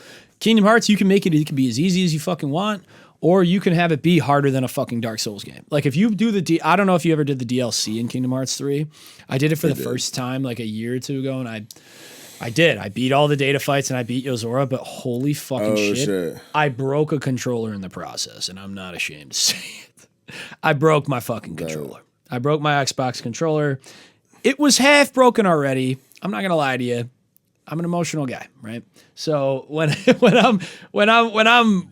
happening, it's happening. I do my best to do it. I'm surprised I didn't break multiple controllers because you're doing all of those data fights. Then you're fighting Xehanort. Then you're fighting fucking Yozora. And it's like, it's madness, dog. It's fucking stupid. I know that's the Kingdom Hearts 13 or the Kingdom Hearts 3 data battles, like in the DLC. Like, I think I did like one or something where I was like, these are so involved because you have to sit down and learn the fight. You can't just button mash through them, which is cool. I like how there is that depth to it. But I do on YouTube and look up, like, there's this dude, Will JV2, that has like, and these are the guys I don't understand, and I will never be that, and I'm not shooting to be that. He did like a KH3 DLC level 1 critical no damage. Oh, those no damage. Wild. No fucking damage is insane. You could be playing on easy mode. It doesn't matter because you didn't get fucking hit. Like, how are you not getting hit once? Like, Yozora, same shit, crazy. Like, I'm first off, mad respect. Second off, I'm like, okay, now I know how to. It's all sequences. It's all patterns. It's all just fucking. Dodge here, block that. Okay, go in here, blah, blah, blah, blah. Hit that window, go into this form. Like, you can get creative here and there, but, like, defensively, you have to be 100% on point. So it's more of like a badge of honor, an internal badge of honor, if you can even do it, So 100%. And I think it's interesting to make the correlation between Kingdom Hearts and Elden Ring because there's those level 1 psychopaths too. Mad respect on being able to do that. Like, I'm very good at both games, but those people are definitely on a different level. And like, shout out to you. Like, but you have to be. It's just I don't want to allot that much time. Like, it would not be fun to me. But I respect the talent that it takes for both those games to do level 1 grinds. That's crazy. I'm on the exact same ship as you. It's like mad respect, but like it ain't me. It could be me. It ain't me. It will never be me. Like, it could be anybody if you put that time in, and you're a gamer in general, and you have that base to work from. Yeah. But you don't put the time, whatever. And I'm not even saying like, oh, that's all they're doing. But like, no, a lot of these guys are fucking also like monetized on YouTube, fucking showing these runs. Like, go off, dog. Like, get your shit done. Like, that's That's dope. But anyway. Get it done. Yeah, get it done. Yeah. But yeah, so Birth by Sleep, fucking cool title. Story's killer, by the way. Story's killer. Like the story is. Yeah, it might be the last great story, right? The Birth by Sleep is what started to convolute the story. So I mean, I like it / don't like it, and so I like it, but it starts to do. It makes the story more enriched and adds background to why Riku and Sora are in this whole mix. Essentially, it's their fault. Like they're a bunch of fuck ups, but yeah, it's where it starts to get convoluted, and then they shift and start going into like the mobile title, like Coded, which what the fuck was that? But do you blame Birth by Sleep for the setup, or do you blame? I blame the follow through. I think the I blame the follow through. That's phenomenal, dude. Like okay, we finally, agreed. like when the reveal of why this old man we're looking at in Birth by Sleep for the entire game, we're like, they keep calling him Xehanort, but we know what Xehanort looks like. So Xehanort's not this old man. And then the end of the story when you find out why, it's like, holy fuck, this all shit. So I think it's like their follow through maybe was like, agreed. They dropped the ball. 100%. That story was like, fuck, dude. Yeah. You're right. You're 100% right. It was not the jump off. It was the follow through for sure. Like with Dream Drop and Coded and like these other mobile titles, it's like, why are you doing that? But before we get to that, like the Coded, did you ever play that? Like, what was the deal with that? I watched the movie and Coded, and to me, Coded felt like, out of all the titles, to me, Coded felt the most unnecessary. It was just like, we're going back to the old worlds.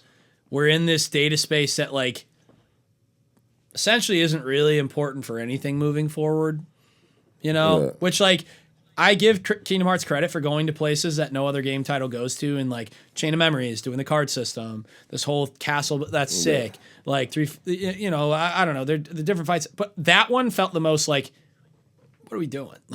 You know, like Chain of Memories, yes, I get that they forgot everything after at the end, but again, like we talked about, it wasn't unnecessary. It was like, it was set up, it was finished in a way that like, and Naminé got ties the Birth by Sleep. Yeah, and that Riku story, hopefully you get to play it at some point, it ties a lot more into like the darkness he's fighting, and it gives more background to like, you know, why he became this new and improved Riku at the end of Kingdom Hearts 2.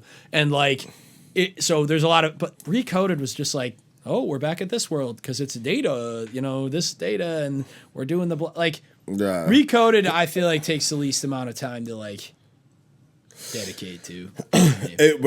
Yet again, I think it's the start of something, and it's not just follow through with it in this case, but like I remember that was the thing. Like you heard about it, came out in 2010, and I was like, "Wait, what are we doing now?" Yeah, like you're putting us. You already fucked me over with the Game Boy Advance, the DS, the fucking the DS, the PS, like now the 3DS or whatever. Yeah, 3DS. Well, that didn't happen yet. That hasn't happened yet. The 3DS that comes later, but it's like that's the next one. It's like, wait. We're going on the phone? What are you doing to us? Like, and I honestly think the Kingdom Hearts fans have been the most abused fans in all video game franchises. We have been thrown around, buy this console, oh, this store. Like, it's just so brutal. We just love this franchise. We're like, please stop. Like, we just give us what we want, man. Yeah, and it's just like a fucking joke out here. It's like, fuck. Yeah. Right. Like, seriously, like, we've been so good to them, and I swear they make us wait for like a decade. Like, you know how many people probably have died and not been able to like even see Kingdom Hearts 3? Like, bro, we've waited for like decades for these fucking games. It's fucking crazy. And they're like, go play on the phone, right? And I'm like, no way is this canon. And it is fucking canon. And then after that, like, cause fuck Coda, we can like, that's just stupid. And then then 2012 they drop Dream Drop. Yep. Which you got to buy another console, which I did. And this is where the nail in the coffin comes in with the follow through, where the confusion and the convolution of the story, you're just like, why are we going to sleep? Why are we going to sleep? Why are we going to sleep? Why are we going to sleep?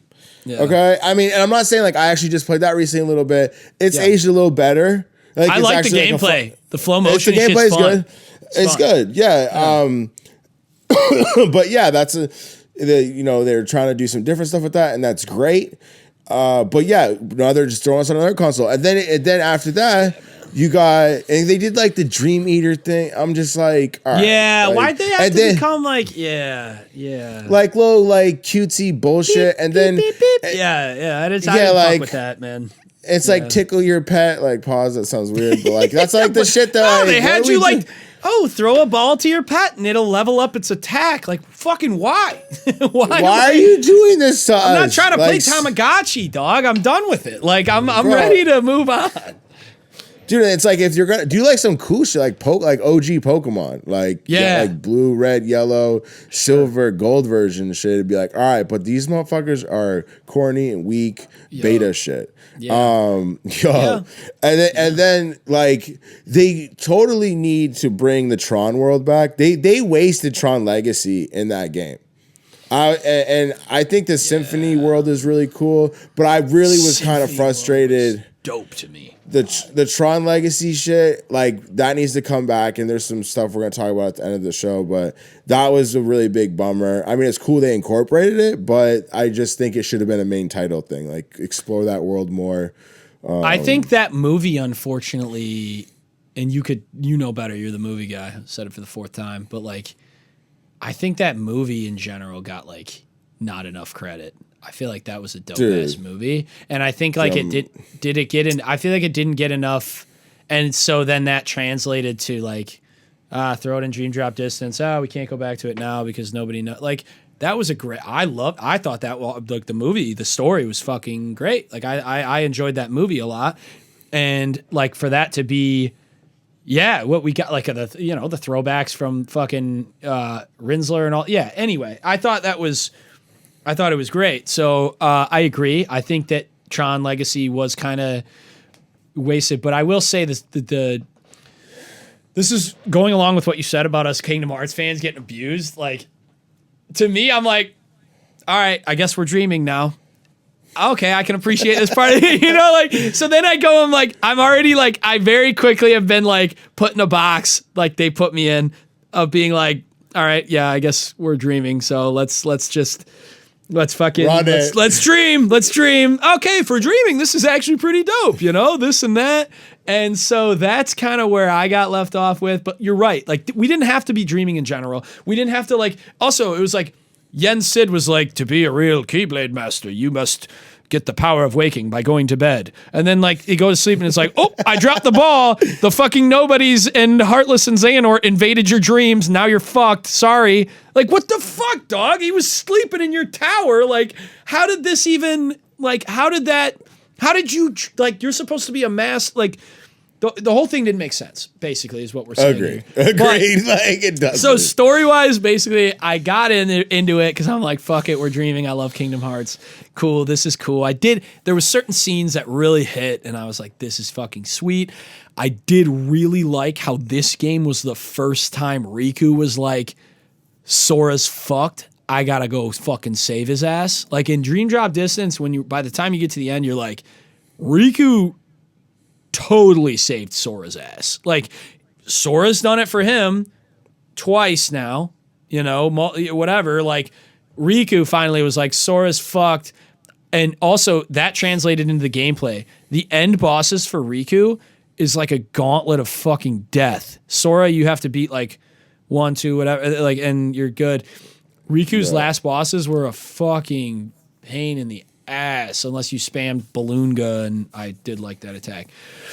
Going to the gameplay, I liked the gameplay of Dream Drop Distance, and I also, you touched on it very briefly, the Symphony world to me was amazing. And I'm a composer, so I love orchestral, like I compose orchestral music.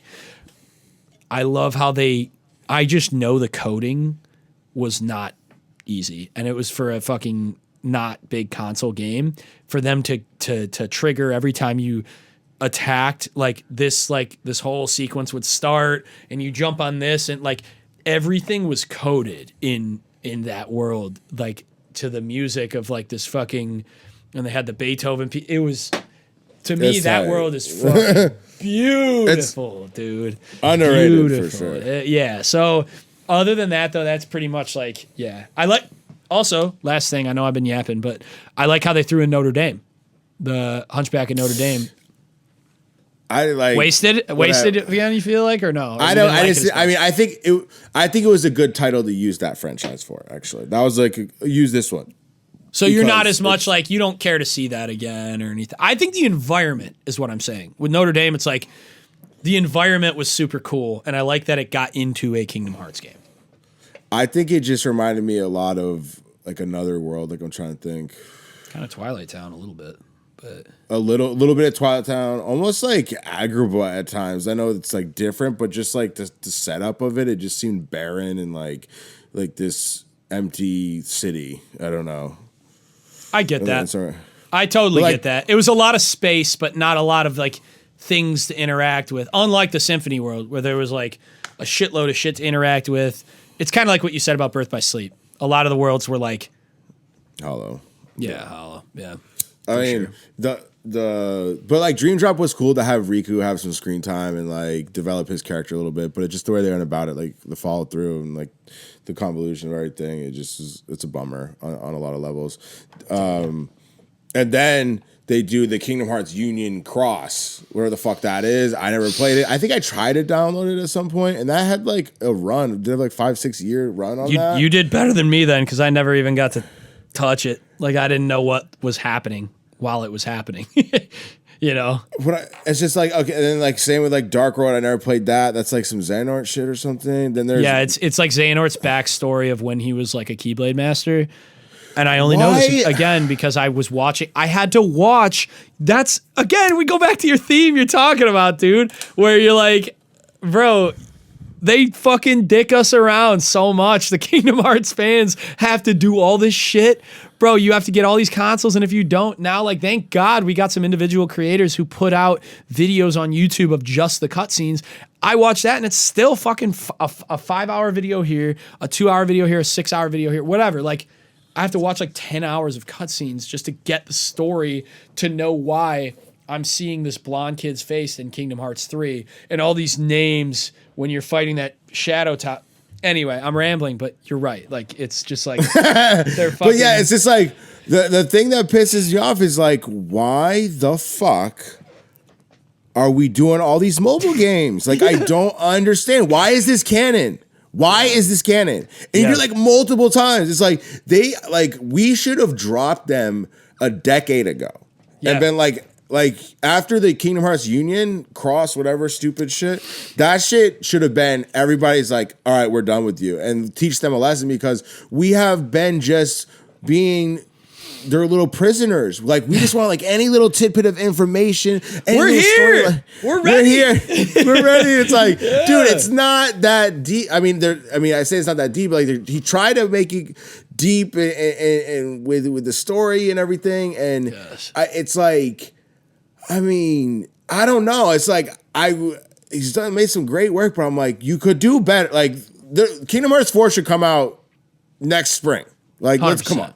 100%. Like, there's no reason that should not come out. Like, they're giving us screenshots, they're giving this, they're giving that. It's like, come the fuck on, dude. To me, like, as somebody, you know, with a marketing background and like works in marketing, like, I feel like, to me, maybe this has marketing written all over it. Like, some fucking marketing team got in there, either on the Disney side, on the Square side, whatever, and was like, hey, the phone games, this is the data that shows that phone games are the new thing. Like, we need to get on this phone game thing, release Union Cross for the phones and have it be turn-based and everybody's going to love it. It's like, bro, stop looking at the masses as if we're the fucking masses. We are a very strong group and bigger than you think, but we are a finite group. We do not represent the masses. We are not fucking guys and girls that'll fucking hop on 2K and Call of Duty and be like, yep, this is video game sauce, we're good to go. Like, no, we are fucking into it. You did We're great. invested. You got us invested. You did great. Now you just need to fucking keep giving what you gave us before, but modernize it and continue the writing. Like, let the fucking, you know, hermit geniuses that wrote this shit continue to do what they want to do and be hermit geniuses and keep writing a fucking sick ass story and then just make it happen. Like, don't try to fucking add all the new Disney movies and all the this and all the that and like whatever. Like, yes, get creative and by all means, but like don't do what Marvel did, you know? Like, I don't know. Which, you know? I mean, I think they like kind of already have in a lot of ways. They're just were a little more nice of fan base, but they also caught on. Marvel, I feel like didn't, and they're like, oh, we better cut this shit out because they're not into it. Well, yeah, I mean, because from Kingdom Hearts 3, they're going to Kingdom Hearts 4. Like, and from what we've seen, it looks pretty serious. Like, it doesn't look like. It looks, yeah. Who knows? I agree. Who knows? But who knows? Who the fuck? Yeah. They might start dreaming again and fucking like I don't. Sora's always taking naps. You're like, oh, he got put to sleep for a year. Then he's he's napping. well rested. Keep him awake. He's well rested. He's well rested, bro. Let him live. Like. Yeah, he's good. Kingdom Hearts 4, he's Give good. him a Keyblade and let him fucking go, dog. Let him live. God damn. Yeah. That shit is so real. Oh my God. Crazy. That's so hilarious. He's well rested. He's well rested, man. No, it was where do we leave off? We were on Dream Drop Distance. What is what's next then? Fragmentary? No. Is it? No, the Union. Yeah, and then then you brought up the game. So which you have to watch the cutscenes or other because the games are literally discontinued. I'm pretty sure all of them.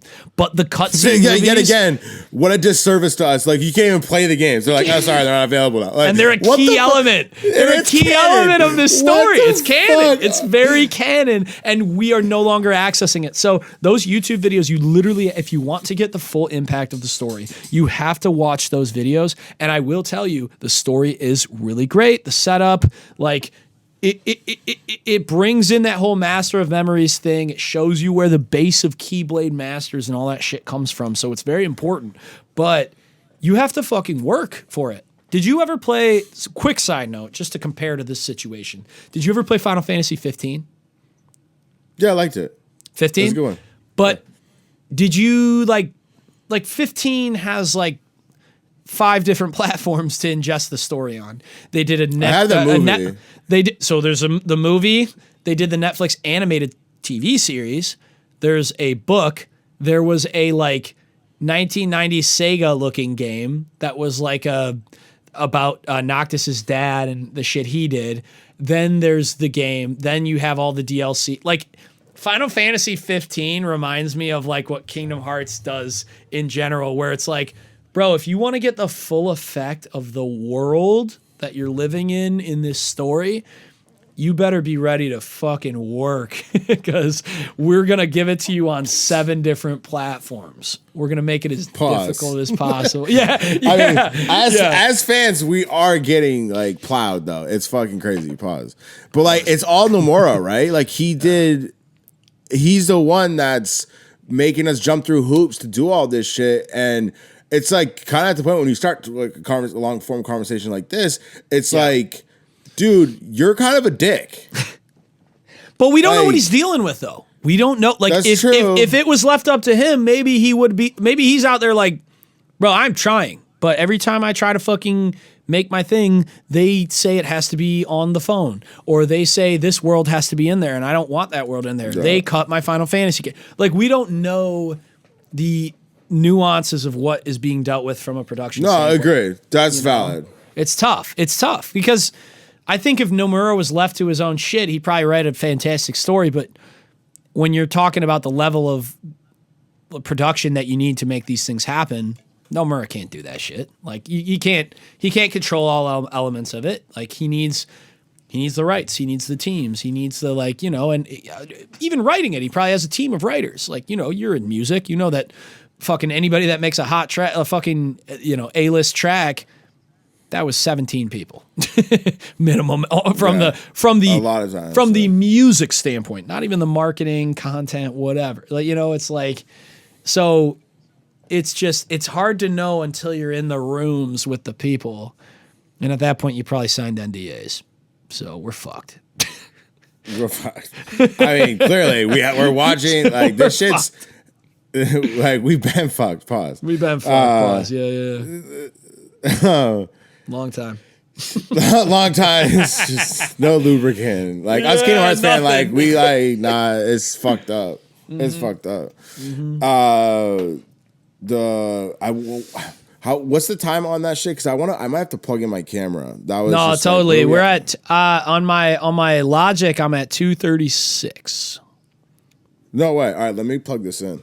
Okay.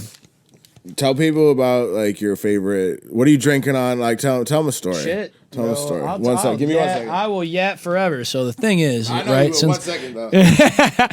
Okay.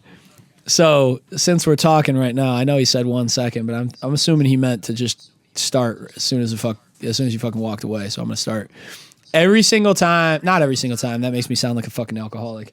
A lot of the times when I'll do my stream, I almost always have an old fashioned, and to the point where on Twitch, shout out Inspire Empires.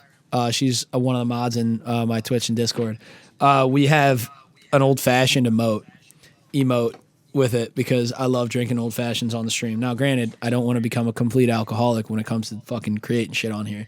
So last time it was Knob Creek. Now I got the Widow Jane. I need one of y'all fucking bourbon companies to just go ahead and hit that sponsor button on me because I'd love to make a little bit of money off you while drinking your drinks. Anyway, other than that, what other stories do we got, really? I told the Tony one at the beginning. I mean, the series is fucking fantastic to me. I don't know. I mean, oh God, what kind of good stories can I even come up with when it comes to this shit? Yo, I don't really tell about the. I'm back. Thank you for that. Thanks Yeah. The hell. Oh yeah. Tell about the mushroom story. Or let's talk. Oh my God! You want to save for the end? Or you want to do it? I don't care. Let's save for the end. Okay. That's a great, bro. I only got into like 25% of the details with you. Like it's. Oh, I know. It's gonna be good. Tell us. It's gonna be good. No, it's gonna be good. Yeah, no. I was like, I think we're at like, I just want to plug that in. It was at a third. Left, Oh so yeah, good. No, that was smart. It's probably yeah. It's in total an hour and a half. No, that can't be right. It's 2.5. No, right? It was an hour and a half. It was like it's hour and a half. That's it. Oh, that's man. That ain't bad. I was afraid we were at 2.5. Fuck, we keep going.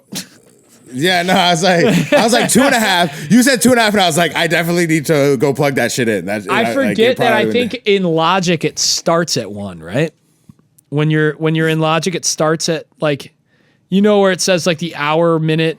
I don't know how you have your Logic formatted, but mine is on beats and time. So why is that bars? Okay, well it's bars too, but I should have looked at the camera. Camera started at 4. It's at 2:25 now left. So yeah. Okay. I was wrong. All right, we're back to it, though. Thank you for taking the helm with that. I didn't mean to put you on the spot, but I was I just talked about old fashions. I was just like, I drink these on stream, and I'm like, shout out to bourbon, and I need one of y'all to fucking sponsor me at some point because I'll keep drinking this shit. But they know you'll keep drinking it even. Yeah, anyway. Yeah. I'm like, please sponsor me before I die of fucking cirrhosis out here. Jesus Christ, guys. Damn. Have a conscience. Have a conscience. So then after that, I think we fucked mobile games, fuck all these extra consoles. This shit brutal. But the other thing, all right. So then this was like a sleeper. There's a theme in this shit. Birth by sleep. Motherfuckers be sleeping. Yeah, they sleeping. All right, Birth by sleep didn't even have like sleep happening. Birth by sleep was just like. Dream Drop Distance was where they were fucking sleeping. Birth by Sleep, they were actually out awake doing shit the whole goddamn time. Like nothing makes sense, right? Is essentially. Yeah, no, they got us, and it's fucked up. But the fragmentary passage that they dropped. Yep. That shit actually that got me really hyped for Kingdom Hearts 3. I was like, played that, this is really dope. Yeah, and I want to play it again. I was just trying to go somewhat chronologically because it is really cool. You go to you revisit some of the worlds and they're fucking cool. And it's like fun as fuck. And I want to do that again because I only did it when it first came out. So that would be like a fun thing. With fragmentary passage is like you're in the dark realm, like most of the time, like and it's just Aqua, And it is a short game, but it like positioned itself as such. And like you have a checklist. Like 100%ing that game is not too insane. And like I did it last time. I leveled her up all the way. Like also, speaking of secret bosses, that is a secret boss that gets slept on, dude. There is the hardest thing you can do in that game is fragmentary passage. You're walking through whatever, and then you're in the mirrors room. You have to do all the mirrors. You have to do everything else, I think, in the game. I don't even remember all the prerequisites. But eventually, you start fighting the different Aqua clones, right? Like the dark clones or whatever that you fight in there. Yeah. Finally, you fight one last one, and I don't know what to fucking call her. But she is a bitch, dude. A bitch. And it is a masterfully created fight that you have to be locked in on patterns. You have to be A1 on your reflexes on defense. Like that is the anti-mysterious figure from Birth by Sleep fight, where you're just like dodge, dodge, dodge, dodge, dodge, dodge, dodge, Thunder Surge, dodge, dodge. 30 minutes later, maybe you win, maybe you lose. This one is like, it's fucking poetry in motion. You're just fucking Ali, you know, fucking couple throw shots, weave, throw shots, weave. Like, it's just, when you win that fight, you're like, I'm fucking great, dude. I'm the best. So that's something people sleep on about that game. Yeah, I think I got killed that boss because it was like it's the last boss you fight, I think. But you don't have to fight her. It's a completely optional fight. I did that. But the checklist thing is cool. I was gonna try to 100% it because I like the platinum games. Like I did the original Kingdom Hearts. The second one's like a brutal one, but like it's tough too because they were like on PS3 at one point, and like I got a bunch of trophies on that one, but then I have to like re-get them on this. And some of those fights are like you gotta like sit down and like play for like a couple hours to like get a boss down. Sometimes you're like, do you like platinuming it like legitimately platinuming? Because the way I do it is like I create my own system in my head that I'm like, essentially I'm not gonna do every gummy ship mission. I don't find pride in that. I like it, internally. I'm just like, you know, okay, I've already gotten these gummy. Like I don't do those things, but I beat every secret boss. I get every treasure chest. I do like in one. I do all the trinities. Like I have my own version of like, I'm good. It's a video game that I want to have fun with. I don't want to sit here and like, especially if I'm streaming, I don't want to have a stream where like people are just watching me like collect every like, I don't know. I do the puzzle pieces in two, but like, do you do it like legitimate, like doing the gummy ship missions and everything? The first one I did, I got 100% platinum. I think okay. The second one, no. And I don't even think if you like took different saves and combined them on two, I would have done it. Because there's so much when you really try to do all that, and then like can't you? There's like certain bosses and certain achievements that'll give you the crown. Yeah. I haven't got. I did all that. Yeah. You did? Does it put a crown on your head? Yeah. So you do the what's the first crown? There's like the mushrooms. The mushrooms. I forget what the silver crown is though. The mushrooms give you a crown when you do all of those. Lingering will. Okay, so here's what it is. The mushrooms give you the bronze crown when you do all the 13, the mushroom organization 13, which those are a pain in the fucking ass too. The silver one is when you do all the data assemblage, data fights in the Garden of Assemblage, all the data organization fights. Boom, silver crown. Lingering Will is gold. I remember beating Lingering. I beat Lingering Will. I was trying to beat him for like, I don't know, a few days maybe. I was just fucking put an hour in. I keep getting killed, you know, calm down, shut the game off, you know, do it again, whatever. I was talking to my mom, love my mom to death. She's the best. She's the best mom in the world. But my mom loves to talk, just like me. You probably understand that. And she's, you know, we'll have these talks where she's like talking. I'm like, yeah. Oh, yeah. Oh, yeah, absolutely. And I'm literally fighting. And I was just in the middle of, you know, I'm like, and then I start looking at the health bars. I'm like, holy fuck, I'm close. Like I got out of the command lock things. I got out of this and that. Finally get into some combos. I literally beat him for the first time ever on the phone with my mom. I like got out of the chair, but I like didn't want to like, fuck yeah, like anything. Like A, she'd know I wasn't completely invested in the conversation. And B, you know, you don't talk about that, like talk like that in front of my mom. So I'm just like silently losing my shit. That was the first time I beat Lingering Will. So yes. Anyway, Gold Crown is Lingering Will. That's part of KH2. The only thing I didn't do in KH2 to platinum is the gummy ship missions. That's it. Dude, they're crazy trophies to get.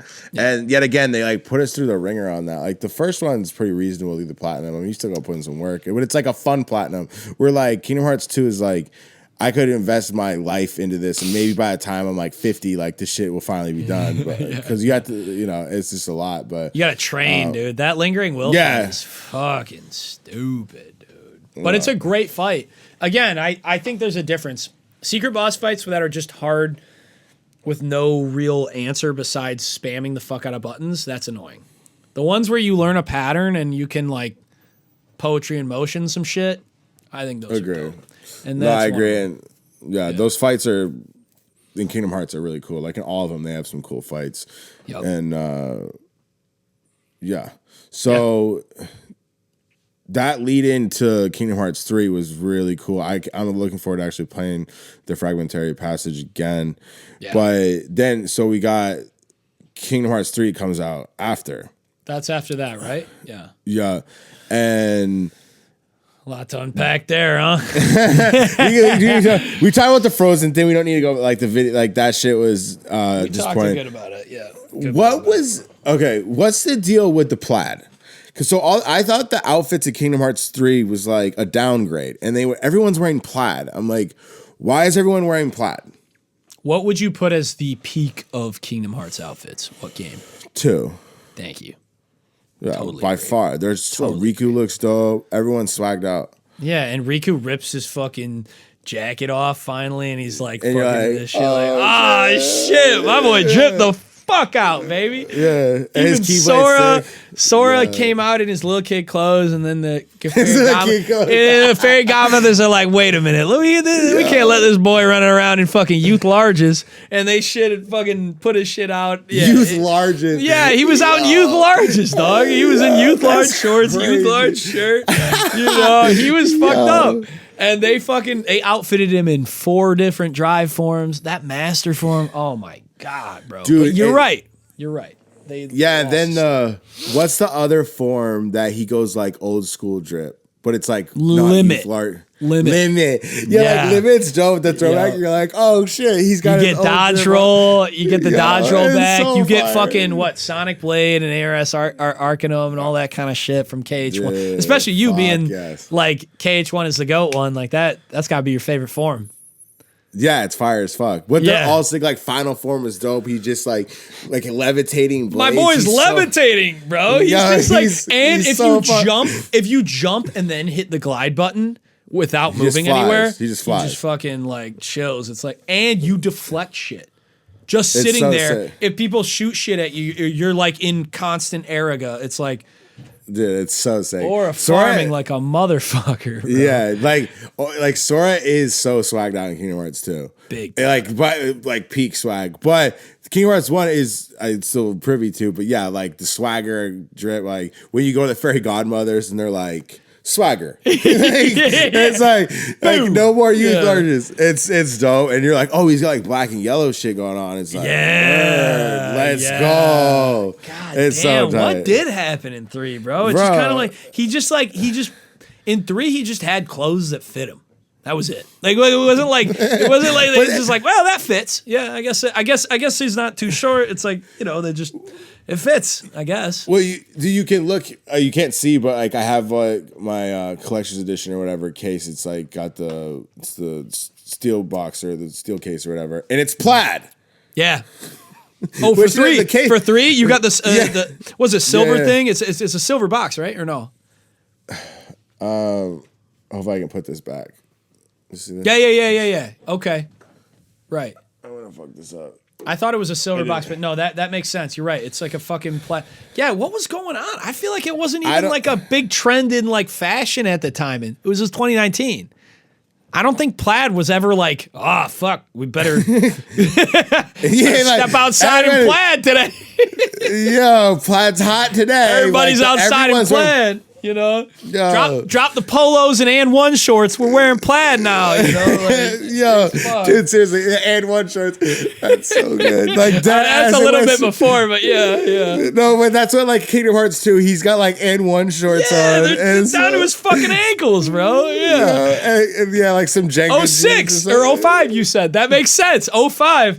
My boy Sora is fucking he's in and one shit. He's in the Stephon Marbury shoes, dog.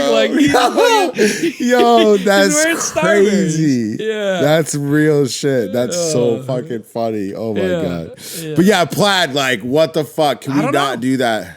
And and the other thing with the outfits, can we please not make their clothes go to above their ankle? I don't know what the fuck this above the ankle shit is, but it's pants? Beta. Yeah, it's beta as fuck. Type shit or what? Basically, they're like I don't even remember that. That sounds awful. I think I saw they kind of had that shit in 3. They might have definitely had it. And then the new ones, I think I saw he got the above the ankle pant shit going on. I'm like, why and I see people capris. Like, why are we wearing capris? Like, what are we doing? It's that fucking LA bullshit to me. Like, why are you showing your ankles to me? It's not swagged out. He needs to be wearing some baggy shit. Yes. Like, he's about to cross over Suda 3. Like, fucks with me. Yeah. Like, and one. That's Sora, bro. He's a dog. Like, stop making him a fairy. He's a dog. Dude, seriously. like stop making him femme, dude. Like, that's just so corny. Also, he fucking, like, all right. So, like, all this shit, like, you know, I was streaming Kingdom Hearts, so I got some Kingdom Hearts shit. I'm getting all this shit, and it's like, it's all like you said, bigger, baggier type shit. Like this fucking, even this organization jersey. Like the organization coats, like that shit covered, like it's baggy, dog. Like it's fucking drip. Like, they got the drip. Yes, bro. like stop. Like also what I think one of the biggest things that I pointed out in Kingdom Hearts 3 that just annoyed the fuck out of me was we get it, dude. iPhones or whatever. Like, it was like, take a selfie with this and, like, look at... And every loading screen had, like, a tweet from Rick. Like, they're not... I promise they're not tweeting while they're in the middle of trying to save the fucking universe. Like, they're just not tweeting. You know what I mean? Clip it. Clip that shit. I was so sick of every loading screen was like... Oh no, OMFG, we're in the dark realm. Like, what the fuck, bro? Like, that's not what they're doing. Real shit. Crazy. Yes, like, come the fuck on with that. I forgot about that. Yes. That's what's tough about trying to unpack all this. And we're going to have to circle back and talk about some of this shit more. I'm so glad that you said the gummy phone thing with the tweeting. That's so fucking valid. Yeah. Like, I remember, like, yet again, you go, I'm going to go along with it.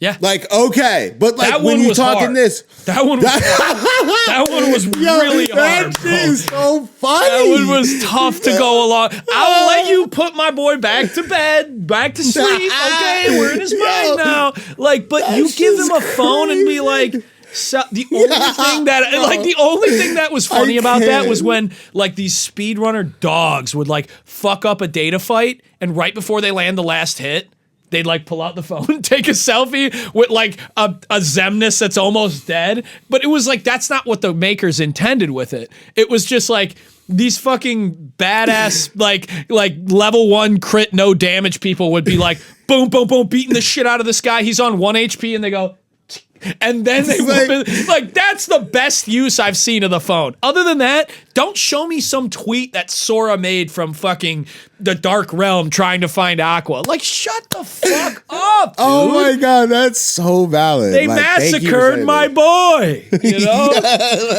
yo, think we're getting Cheesecake Factory later? Like, hit us. We're over in fucking Disney Town, but like, what the fuck? Like, so valid. Dude. Terrible, man. The phone is the phone. That's crazy. That. Yeah. I mean, the thing that pissed me off that was difficult to manage as a frustration was like, where the fuck are the Final Fantasy characters? Like I said, the piggybacking of Kingdom Hearts 1 and 2 had that with the characters weaved in and out. Like, there were no Final Fantasy characters in Kingdom Hearts 3, as people know. And I said earlier, Nomura said there wasn't enough narrative space. That's alleged. I don't know exactly. I didn't like find the interview.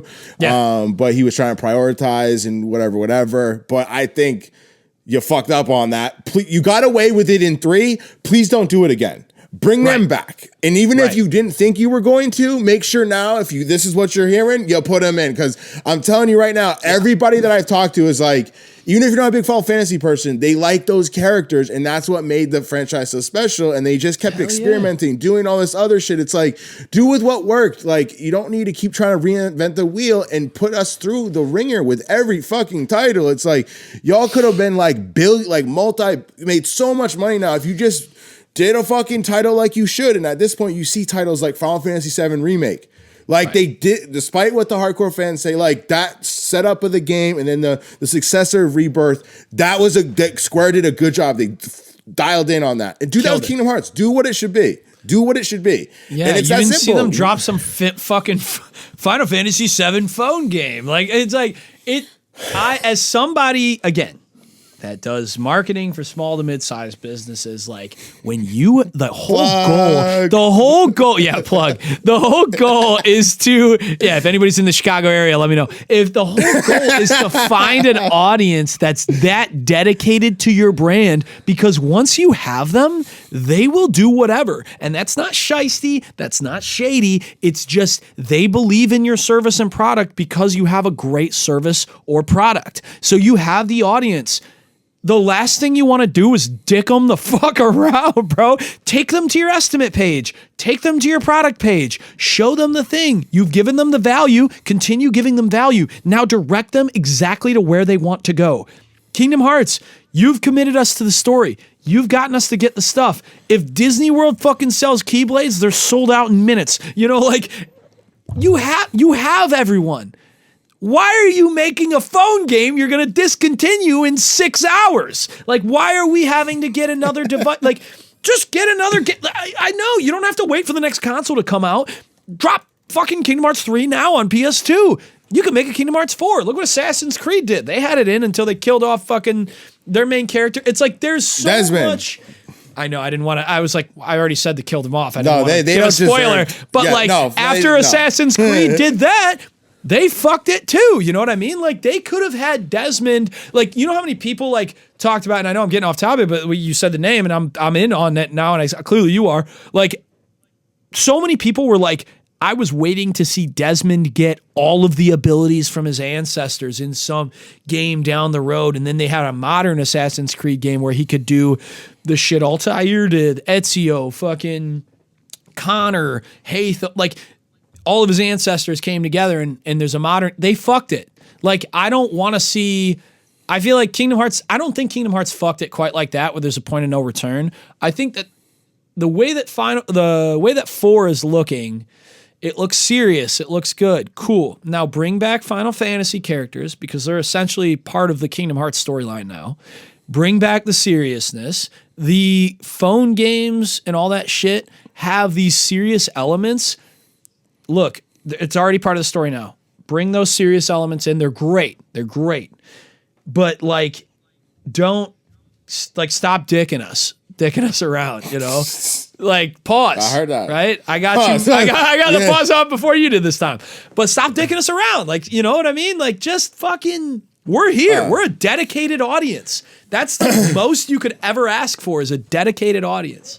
So. No, they have it. They definitely take advantage of it. And on the Desmond tip, I don't want to get into it per se, but like Ubisoft, whatever, their franchise didn't need to die with Desmond dying. Like, they still had many opportunities to make it cool, but they fucking fumbled the bag and they didn't keep diving in and developing new characters. They started doing all this one-off bullshit that just had no correlation or depth to the story. It was just these little animus stories, and like outside of the animus there was nothing, and they just got lazy. And Kingdom Hearts, I wouldn't call it lazy, but like misled or just confused with the stuff. But I think they're getting, like, if 4 is not good, like, we're so dedicated we still go and play. Yeah, right. It's like it just keeps getting more but fuck. Yeah, we'll see. But no, last thing again with the Assassin's Creed, maybe we have to have a different show. But like Assassin's Creed, dog, like after Desmond went, they clearly, I feel like they couldn't figure it out. They tried that game after, I think it was Black Flag, and they're like, you're the person. Now you're the main character. You know how like every time you're out of the Animus, you're in first person. I'm like, sorry, man, I'm not. That ain't me, bro. I'm not. I know I'm not the main character in your story. Like, you can't do that. And then they changed it to that one chick. I forget her name. Like with yeah, but they started developing her, and it was kind of cool. And then they like the next game, she just wasn't. It was just like Dunzo. I'm like, all right, I'm done. I like Valhalla was the last. I stopped. I didn't finish the game. I was like, I beat Valhalla, but that was my last one. I didn't do whatever came after Valhalla. Mirage. Shadows, couldn't do it. I couldn't do it. And it was like, if they would have had whatever her name was, have some relation to Desmond, like maybe Desmond had a sister or some shit. Like, I think you can't leave that compelling of a story. And it's the same thing Kingdom Hearts has going. Where it's but like, you could, though, is my point, I guess. But I get what you're saying. Create the connection. I think. There's more than one way to skin a cat, they say. And I think the fact that with all this money and resources, they can't figure out a story. And it doesn't have to be that good. Look at us, Kingdom Hearts fan. We get dicked around for like decades and we're still tuning in. So it's like some of these studios taking advantage of it and they're losing a ton of money and they're ruining franchises in the movie sector as well. But we'll see with everything. It's tough. And I know it's not easy sometimes with, they got shareholders and all this other shit they're trying to account for. It gets tricky, but they're probably fighting. Sorry, go ahead. Well, like the other thing too is like they know what they probably should do, and they'll make more money on it, but they just overcomplicate it all the time. Like it's like do what you know will be dope. Stop trying to like, oh, let's do this cute. Like no one wants the Frozen fucking music video in there. You fucking idiots. No one wanted that. No one wanted that. And anybody could have told you that. Don't do that. But you guys, so I know they're getting pressures and stuff, but it's like there's other points in these games where they can elevate it if you are getting pressure. And like sometimes it just falls short and you're like, this is so unnecessary. You guys just spent like $100 million on this and you fucking don't know what the fuck you're doing. It's like, this is crazy. Talk to me. It's like a 1 foot in, 1 foot out situation. Yes. Don't, like you're not like, we love you because you're not a Call of Duty 2K, like, make the same game and blah, blah, blah. Like, we love it because there's actual depth to it. So stop trying to also appeal to the audience that doesn't give a fuck about the depth. Like, lean into us. Like, we'll buy your shit, dude. Like, we buy the merch. We're dead. Like, again, we're the brand you've created creates an audience of customers that do more than just buy a game. They buy the DLC. They fucking go to the park. They fucking like if you have a Disney outlet, they buy your shit. Like they'll fucking promote your shit on social. Like there's so like just don't try to like again, Marvel I feel like did this. Like where it's like we grew up, we're so dedicated. We have spending power. We will, like, from a business standpoint, we have spending power. We'll give you what you need to keep going.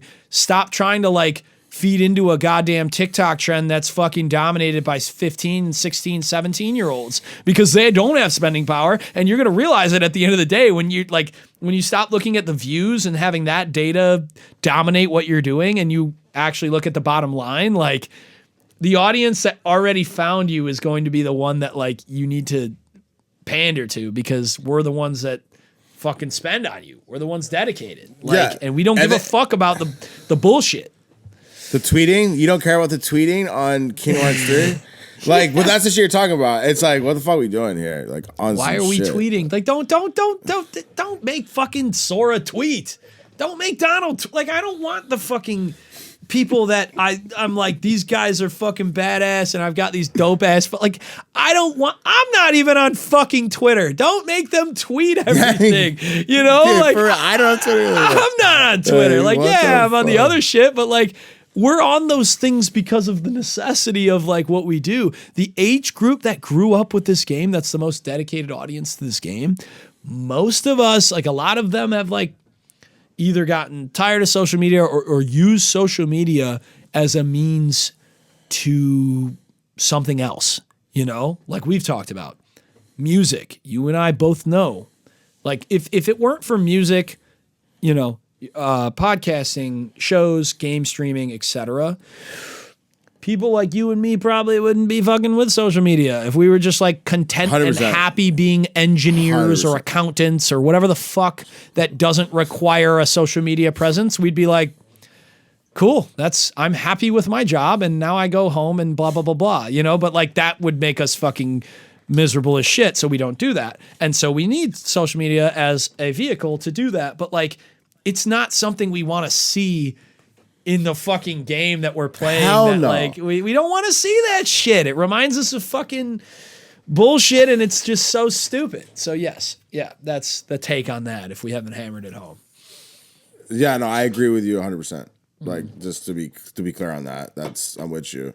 Yeah. The phone thing, like, there was like, I've seen it done in some games where I'm like, okay, it's not bad. Like, I think Spider-Man, he's taking phone calls and shit. Yeah, that's Spider-Man, cool. and like, that was fine. That but adds to the story. No. He's taking a phone call while he's swinging. Like, oh, that's funny. Yeah, no, it's cool. No, I fuck with that shit. But not like traveling to Disney Worlds and like, oh, Goofy, how's Cheesecake Factory, Disney Town? Like, what the fuck are we doing here? So, like, for things that I did, like, in Kingdom Hearts 3, I did. Yeah.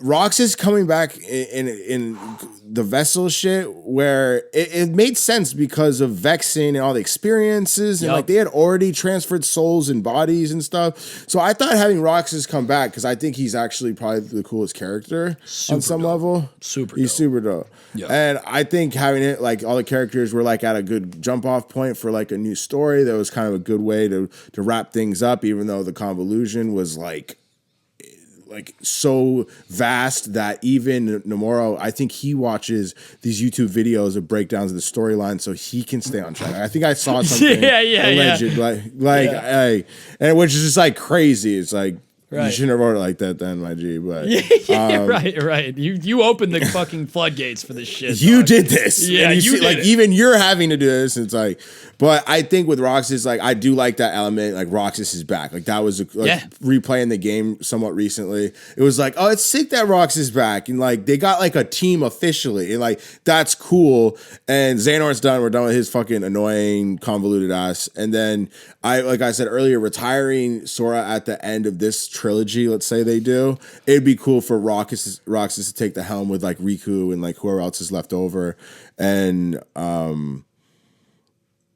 so I do like that shit, like, for Kingdom Hearts 3. Like, and again, I think that's a mentality that leaves it in like a movie realm situation, which I appreciate about the series, is that the stories are usually so deep that you're, again, feeling like you're playing a movie.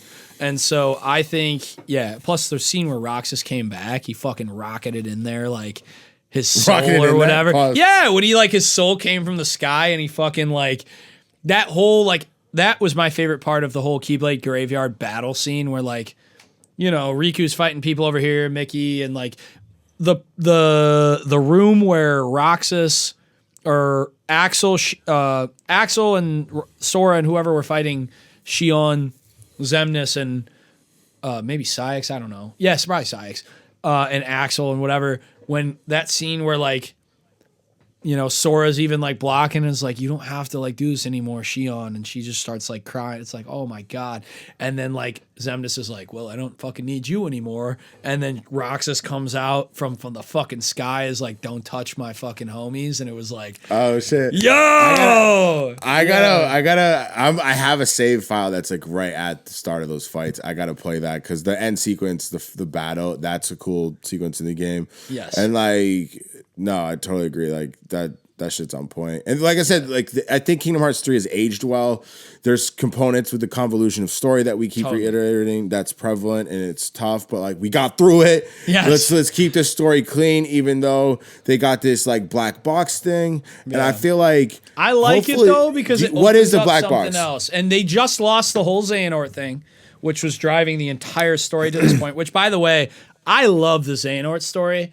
I think it's really cool, and I think it's a way like, but I like also how the Xehanort story was going on at the same time as this other thing of the Master of Masters, so that now that Xehanort's gone, there's this bigger picture thing that we still don't understand that's like at play that I can appreciate. So I'm like, this is still kind of dope. Like internal convolution aside, I still can appreciate like what's happening in general, and so I think what we can agree on, both of us, is that like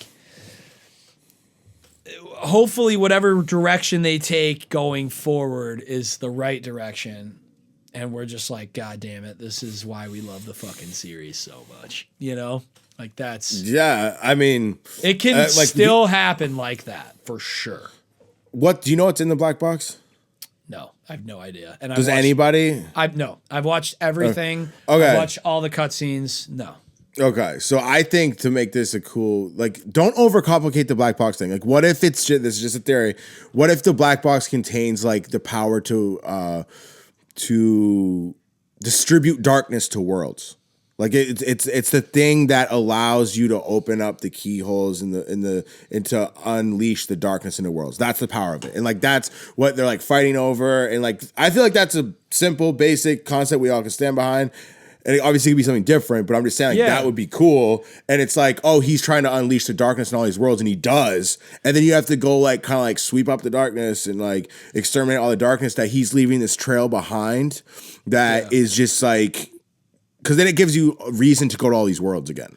Because he's dropping darkness. He just scoops it out too. He just scoops it out of the box and just like drops it on the ground. Bink and it's contagion. Yeah. Yeah. Like that shit will be fire. Don't make it like some nap shit. Like the person that opens this box to bed. It's you to sleep. Like please don't do that. So, but I mean, Kingdom.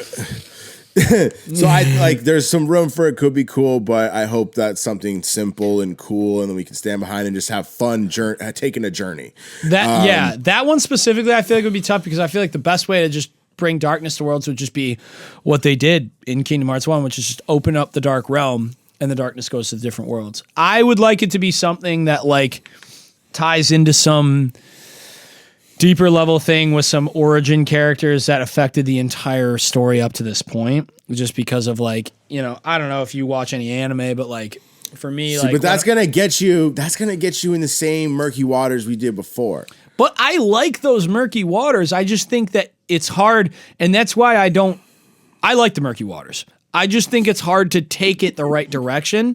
But the problem with the murky waters is either you go left and it's like, what the fuck are we doing? Or you go right and it's like, holy fuck, this is the best story ever. You know what I mean? And like, to me, a couple animes, my favorite, Attack on Titan, Full Metal Alchemist Brotherhood, like they went right and it was just like, holy shit, like this is awesome. And I feel like something with the team that's with Square Enix and all that kind of shit, like they could totally unveil all these mysteries in a way that like is, oh my God. It could be cool. I didn't see, and like, okay, so there's this big thing that I should have touched on earlier when I brought up Final Fantasy 15, but like, I don't know if you knew this. Final Fantasy 13 Versus was a game that Nomura was trying to release around the time of the production of Kingdom Hearts 3, and trailers went out about it and shit. Basically, the main character looked like Noctis, and it never made it to release and all this shit. And now everybody after Kingdom Hearts 3 was like, Yozora looks a lot like the protagonist from Final Fantasy 13 Versus, the trailer of the game that never got released that Nomura was in charge of. When you beat Yozora at the end of Kingdom Hearts 3 DLC, he is in the back of a car that mirrors exactly to the Final Fantasy 13 Versus trailer beginning. And it's like, the driver kind of looks like Luxord, but it's like kind of looks like it mirrors it perfectly. And Yozora's in the backseat saying the same thing Sora said at the beginning of Kingdom Hearts 1, like before you start the game, where he's like, I've been having these weird thoughts lately. Like, is any of this for real or not? And it like, so there's all these things that are calling back to games that were like in production 6 years ago, and then they'll call back to Kingdom Hearts 1, which, you know, that's what, 02 or whatever, like 01 or 2. It's like there is potential for this to be fucking legendary, but like 100%. I hope it is. Yeah, no, and I hope it can bring new people to it and like be like, oh, these games are dope. Yeah. But yeah, we'll see. I was following 13 Versus heavily. Like I was checking the internet like every other week. I was like, this game looks fire, and then 15 dropped. Like played that demo when you could play it like a month earlier. Like I was following those games because they looked incredible and still are incredible. Yeah. But yeah, Kingdom Hearts 3, like the one thing I was interested in Kingdom Hearts 3 too, and this is the end sequence that we were talking about, where like Yen Sid finally throws down. Yeah. And you're like, finally, like this dude just been doing shit. Talk. Yeah, like, did he actually fight? Like, and Can this dude fight? It was dope. I just want to shout out to Yen. Said he doesn't get enough respect. But if he didn't have that scene, it'd be like, this dude sucks. But he had that scene. I thought it was a good like building moment for him. I thought the Kingdom Hearts 3 DLC confused me more. I got to play it again. I played it through once. Yeah. But like, what was happening with that again? Like, it just seemed like, oh, you guys thought you were confused before. Like, let's add some more convolution just to like make sure that you guys fucking like. I don't even know what the motive was on that. It just didn't have a lot of like. It didn't seem like anything new. It seemed recycled a lot for me. A lot of it was like you're replaying similar battles or a side battle. It was like you're essentially playing the same from that spot of the Keyblade Graveyard to the end, and then after that it was Limit Cut, which was the data battles, and it's just like essentially that was just like, are you good enough to do the secret bosses? Like it was that was genuinely like what that wasn't even story elements. It was like, here's the secret bosses. You know, you know what my feeling was when I got to that point after finally doing the DLC? I was like, oh, it's cool. And it was naturally titled Remind. It was like, oh, we can't just go forward? Motherfucker, y'all dreaming? Y'all have to go back in time? Like, oh, Remind. Like are you kidding me? But then I got to the data battles and I was just like, honestly, I'm down for Kingdom Hearts right now. Like it was a good. It was like it waited so many years, and like I did enjoy the first playthrough. Like I savored the fuck out of it. I liked it. It was a good game. Yeah. It wasn't what I was hoping for per se. The gameplay, everything looked great. Like it was cool. But yeah, you get to that point after the DLC, which is recycled battles, and then these data battles. You're like, I was like, I'm done. Like I'm done right now. I'll come back in like 5 years and see how I feel about this. But it just. And some of them basically just gave you another angle of like, oh, now you can fight as Kyrie here, and it's like the same, or like, while this was happening when you were doing that, and then it was also like the whole point. Okay, now I remember the whole point of Remind was that Sora split himself up, and you saw the deal that he made with the Chirithy of being like, you are altering reality, so you might have to vanish after all this is said and done, but it's the only way that you can live and save your friends. And he's like, okay. So he like split himself into an alternate reality where he does these battles on the side. And that was basically Remind. I forgot about that. I did too until literally right now. So yes, that was like basically what it was.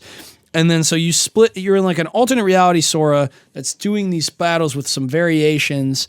And it's cool, but it's also like, I don't know, usually like, it also felt just like, this is like the DLC culture where it's like, this should have been just re-altered. Like, why are we in alternate universe? Like the main game should have taken care of this.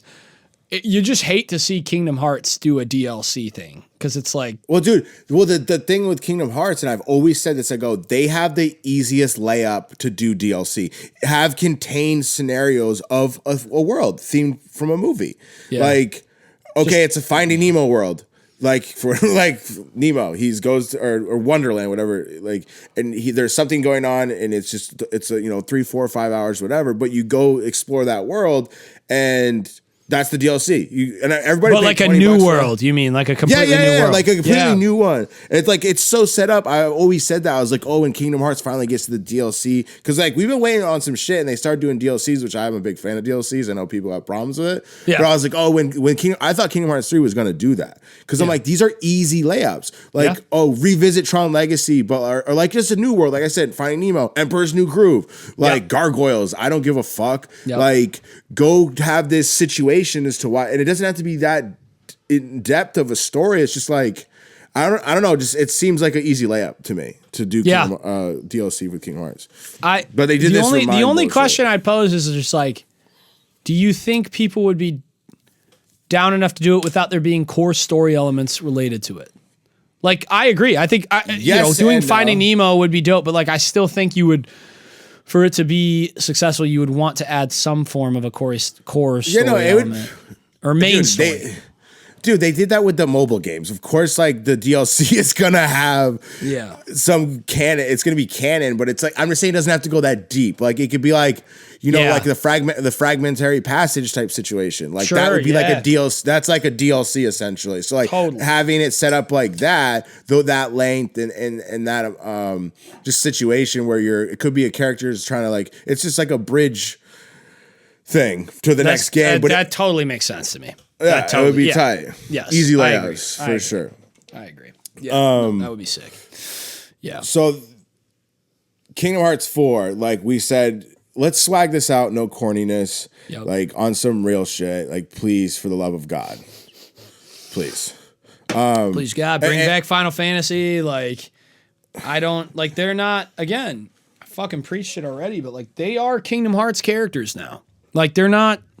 They have their own Final Fantasy games. Cool. They are genuinely part of the Kingdom Hearts storyline. So removing them entirely to not see them anymore kind of sucked. It was weird. It was awkward. Like, it was.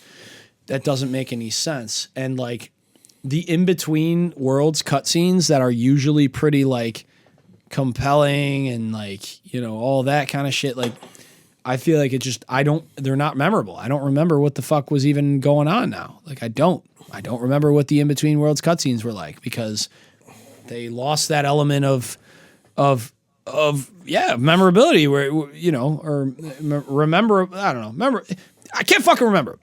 and like, and the Final Fantasy characters, and the Final Fantasy characters added to that. All I know is that like we were in the gummy ship a lot of the times between worlds. Yeah, you're calling tweeting. Fucking Chip and Dale on our gummy phone, and it's like, why the fuck? Why are you talking Chip and Dale, dude? I don't think we ordered a repair on the ship. I think we're good. Why don't we fucking drop back into Radiant Garden and like? Also, I feel like they nerfed fucking Twilight Town too. Like Twilight Town in Kingdom Hearts 2 was awesome, and I feel like in 3 it was like so basic, and it was like all you had was fucking Ratatouille's restaurant. And even that, like, was such the forest. Yeah. Yeah, the forest was whatever, but like Ratatouille's restaurant was like so unnecessary to me as well. Did you use it at all, or did you even like? I was just collecting materials to like get the trophy, but like it was right. That was an element that they took from 15, where like the boys like you cook some stuff to get buffs. Well, but like, I liked that though because the boys cooking it was like cooking at the fire camp.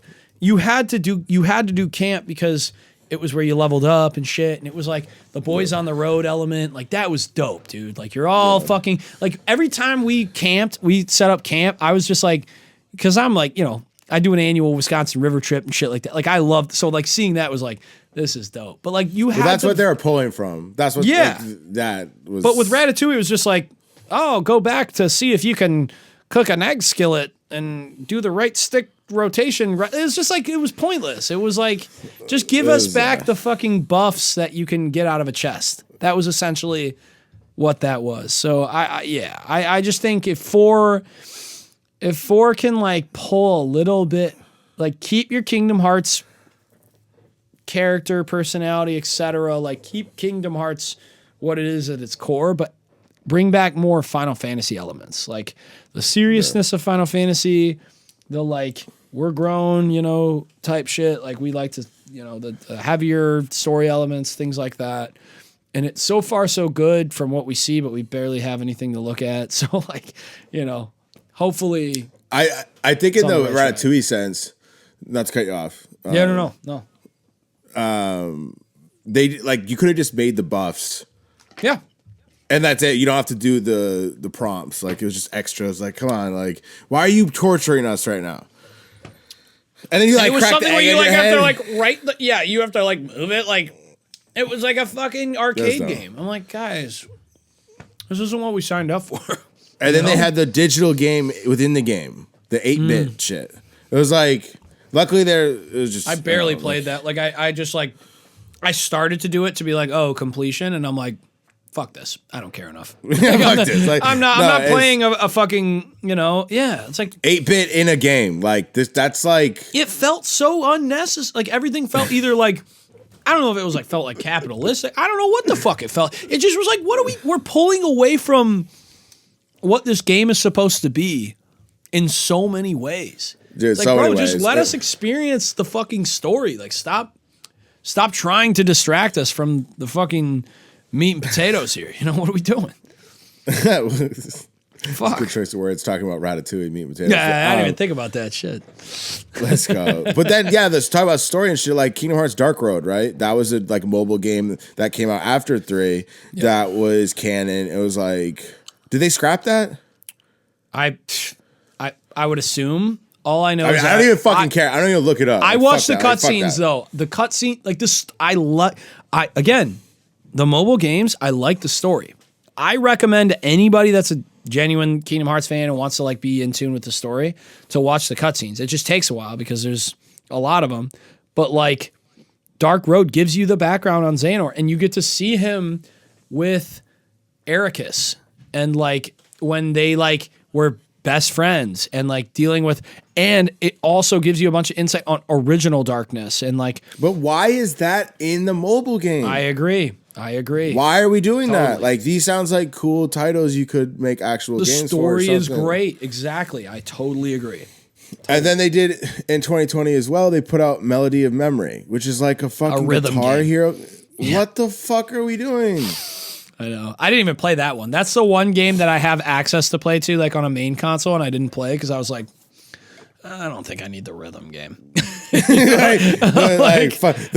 Finally, like after 18 years, you're like, all right, I'll skip this one. Like, Yeah. Eventually. Yeah. And even then, I've still like been like, somebody's put something out, and I'm like, maybe I should fucking Don't do it. like, Boycott. maybe I should drop the $20 or whatever the fuck it is just to see do whatever it. one story do it. element that probably comes up at the end that might be relevant, might not, you know? Fucking A, dude. That's what we're here for. So in Kingdom Hearts 4, give me like your top 5. If you got more, but like what? Try to keep it chronological. What's your top 5 worlds that you think they should include? Oh, God. I know it's a tough question. I meant to preface and tell you. No, I think no. You did. Yeah, it makes sense. I think a lot of people have talked about Star Wars. And I've heard both sides. Star Wars would be tough because Well, hit me with the list, like, and then if you want to break it down, but like, give Okay. me. I think I don't even know if Star Wars is on mine because I'm not a big Star like I. It shouldn't be. I was a little disappointed you. Yeah, no, I'm not a big Star Wars guy. I'm not even like I don't think it would blend well. So I just know a lot of people have talked about it. It's hard because I haven't thought too much about it. I might have to get your list first, but like what comes to mind first is like I would love a Wall-E world, dude, because Wall-E's world environment-wise is sick, and I think the technology aspect maybe would be able to modernize enough. I also don't.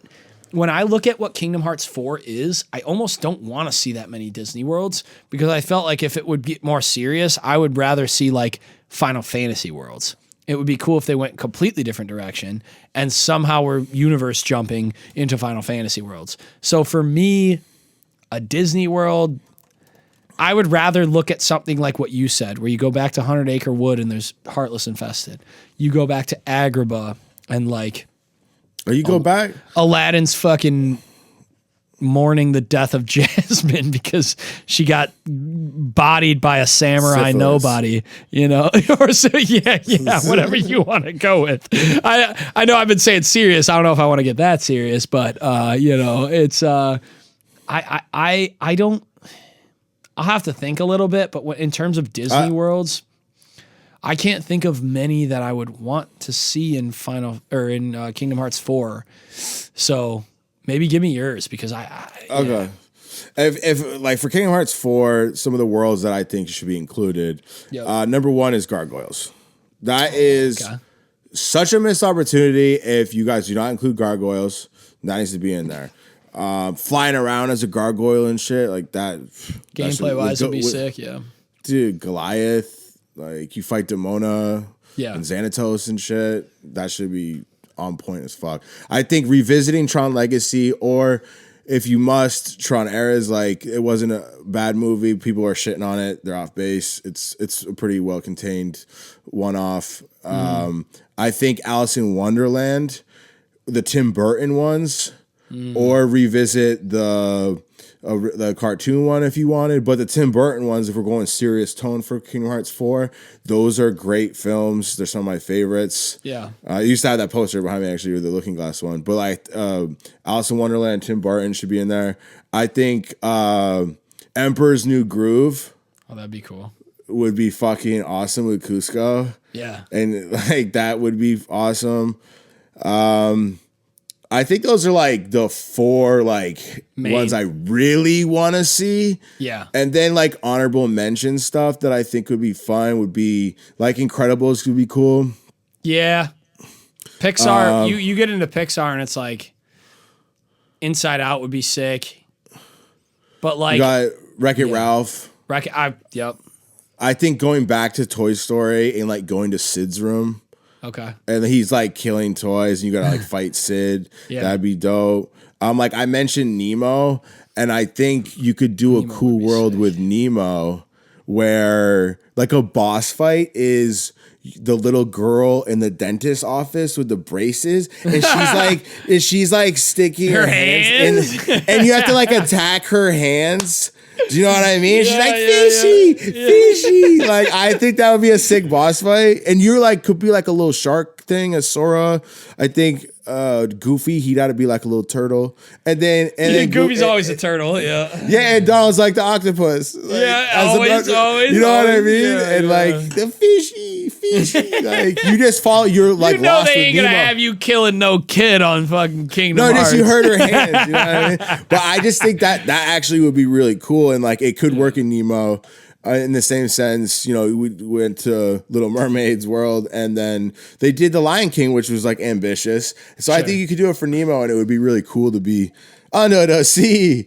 But dude, honestly, the one for me that of everything you named that I feel like would be the sickest is Nemo, because I know they did Atlantica, but like Atlantica as a movie, like Little Mermaid as movies, like you didn't get like as vast of the ocean like feel because you know it's an early time and all that shit, but like. Nemo is like, holy fuck, dude. You can see the whole ocean. And so that'd be sick. But again, with everything I know of Kingdom Hearts 4, it's hard for me to pick any Disney worlds because all I'm seeing so far is like quadratum. Like the direction it went in was like, Yozora, the world is quadratum. It looks very real. The secret cutscene at the end had like Sora waking up in some fucking thing, the trailer for Kingdom Hearts 4. Riku waking up in that city too, but like a reversed version of it. Like it's like the Matrix kind of swagger a little bit. And I almost. fuck with Kingdom Hearts getting serious like that. And so like Matrix? I have a hard time seeing Kingdom Hearts being able to like, if it stays in that serious lane, I'm with it. But if it stays in that serious lane, I don't know how it can also like hop over to like fucking, you know, I don't know. Well, see, anything like Disney, like, you know? Okay, so you say that, and I think like 101 Dalmatians would be sick because it's like real people and dogs. Yeah. So it's like normal shit, and it could be yeah. dark So it's and, just Cruella. like in the meantime of them figuring out what the fuck's going on, they're just in like a London ass place. Yeah. Where there's and like dealing with Cruella's, you gotta like beat up Cruella, like fuck her. You know what'd be like, cool though too is like by the time you like end up fucking beating up Cruella, you realize at the end of it, like, oh, the reason Cruella was significant is because she holds some like information about this other person that we needed of the black box that like whatever, and like they distributed, and she's like some, you know, it's almost like that would be sick if they did some shit where they connected it to the point where like the main villain. A lot of the times in Kingdom Hearts at this point, they beat the main villain because the main villain's hurting somebody in that world, and then they go do the thing that the reason that they came to the world for. But it would be cool if like they have to take down the main villain because the main villain is connected to whatever they're doing, like the organization and all that kind of shit. But like we haven't gotten that yet, and that would be sick. That would be a way to see the series really, the story mature in terms of like the problem. Yeah, like Zigbar goes and sees Cruella in the same way, like Maleficent used to do with like Clayton, for instance. He goes to Zigbar goes to see Cruella and he like gives her powers, and she's like, and she gets like some venom type, like who knows, like it gets like taken over. She's like that'd be tight. Yeah, like there's ways to do it, and that's what I'm saying. Like some other honorable mentions too. Like I want to just bring up real quick. Like revisiting the Fantasia world would be tight. Like a Yen Sid battle. Like Yen Sid gets possessed, and you're like because that'd be sick too. Like to make the film darker. Like Yen Sid got napped. Yep. You know what I mean? Yeah. And then you gotta like he's in the Fantasia world and he's like cast like orchestratal like bro. Give me gas. Robin Hood, the old school Robin Hood joint. That would be sick. Yeah. Dude, Lilo and Stitch could be dope. Like they didn't really do that well. Like you're Stitch in, was like, just Hawaii. a summon. Yeah, that's it. Yeah. Well, and then Birth by Sleep, you go to like the deep space. Oh yeah, but that's. But but going to Hawaii would be sick yet again. It's like real people setting, and then I think like even like Dinosaur could be okay. Dinosaurs, Like there's Ants or Bugs Life. I forget which one Pixar owns, but like weren't they gonna do one of those or no? No, they were gonna do Jungle Book. Yeah, that I mean, like maybe. And then Bugs like Life I guess sick though. it could be cool. Trying to think here. What else are the ones I got? These last ones I'm listening are just like maybe would be cool. You know? What I mean? Just so ideas. I gave it. And then an X-Men inspired world would be cool, I guess. Like these are like this is extra honorable mention. Yeah. Like I'd rather X-Men or Final Fantasy than a Star Wars thing. I think Star Wars should only be like a Keyblade that is reminiscent to like Darth Vader, like a red lightsaber. You know Why do you what I not mean? like the idea of Star Wars being implemented? One being the convolution and I keep saying convolution, but like just chaos of what they've done to that franchise, and it's just it doesn't need to be in Kingdom Hearts. Like we need more Final Fantasy. If you want to throw like Gambit in there or something, or just I don't know. So, like no, I agree. I think that thing has its own fucking baggage that can stay over there. And Kingdom Hearts, 100%. But that's again why my whole thing with this is even like. I would like Kingdom Hearts to kind of take off on its own, but like maintain the Final Fantasy thing because Final Fantasy is now already a part of the Kingdom Hearts storyline. So like keep that in there and like continue to do Kingdom Hearts stuff with the Final Fantasy characters because it's like it's part of the story. But like I just in an ideal Kingdom Hearts 4, I'm seeing it looking a lot more like a Final Fantasy serious game than I am seeing it looking like an original Kingdom Hearts like 1, 2, or 3 type game. So I have a hard time even thinking of any Disney worlds that would be part of the story just because of how serious everything is like looking at the end. You know? I feel like that's yeah. I'm not against it completely. I'm just like that's kind of just where I'm sitting at, you know. Yeah, like I think it'd be cool to go to Bomb Garden and help Squall. Whatever. Like that would be fucking. That would be fucking dope. Yeah, run Final Fantasy 7 because there's so many fans of it. Yeah, sure. Like no, that's 8. That's 8. I know that's 8. But I'm saying like in addition to that, run Final Fantasy 7 and have like Cloud and Sephiroth finally finish their battle in Kingdom Hearts. I think 7, like you said, like keep your shit over there. I'm cool with that too, personally. I just think if they're trying to sell, we're in the Final Fantasy worlds, how are they going to leave 7 out? You know, because like 7 is like everybody loves 7. I'd rather they go 8 would be sick, 10 would be cool, or like they even if you go to Xanarkin, that would be gas. Yeah, because Xanarkin leaves so much. Tidus. Yeah, Tidus, exactly. And Xanarkin leaves so much open, like because even in Final Fantasy X, we didn't really get like it was like Xanarkin, this happened a long time ago. So now. What if we went back to Xanarkin when all this shit was happening before? And Tidus doesn't know you. Doesn't know you. Yes. And like, it's when Sin's about to hit you, fight Sin. Bro, I'm telling you, get us in the writer's room. I always say this when we start getting deep with this shit, but like, there's so many good things to do with this series. And honestly, I think all these ideas are fucking amazing. Fucking run it. Get us in a production. Dude, real talk. Writer's room, come on. We'll see what they do. I think all these are great ideas and shit. Yeah. Like so what do you think some of the worst worlds are? Like if you name a couple, like right one now, or two. What's your least favorite world to go to in all the games? Atlantic is never fun, right? Like it's just not fun. Even like Pride Lands. Pride Lands are fine. It's just you lose so much of your like movement abilities. Kingdom Hearts 2 is such a movement game. Your jumps, you get an extra jump, you get a air dash or whatever. You get the fucking glide and. I get. I then do this. Then like if for Kingdom Hearts 1, 2, and 3. Oh, sorry. No. I was gonna say in Pride Lands you lose it all. But what were you saying? So give me the worst world and. Give me the worst and best world. Kingdom Hearts 1, 2, and 3. We'll just do that. And Birth by Sleep if you want. 1. So here's always what I say when it comes to 1. I can't say Destiny Islands or Traverse Town because those are just the best to me in general, right? Like, you can say those. I fucking love Destiny Islands. I think it's like every time I go somewhere like a fucking tropical place, I try to recreate the emotions and feeling in my head of how I felt about Destiny Islands as a kid. It was like paradise. It was like this place away from wherever, like you just like everything was amazing. The music was beautiful. Like it was just like a place where everything is amazing and beautiful. And so I could be on Destiny Islands forever. Traverse Town, similar type of effect.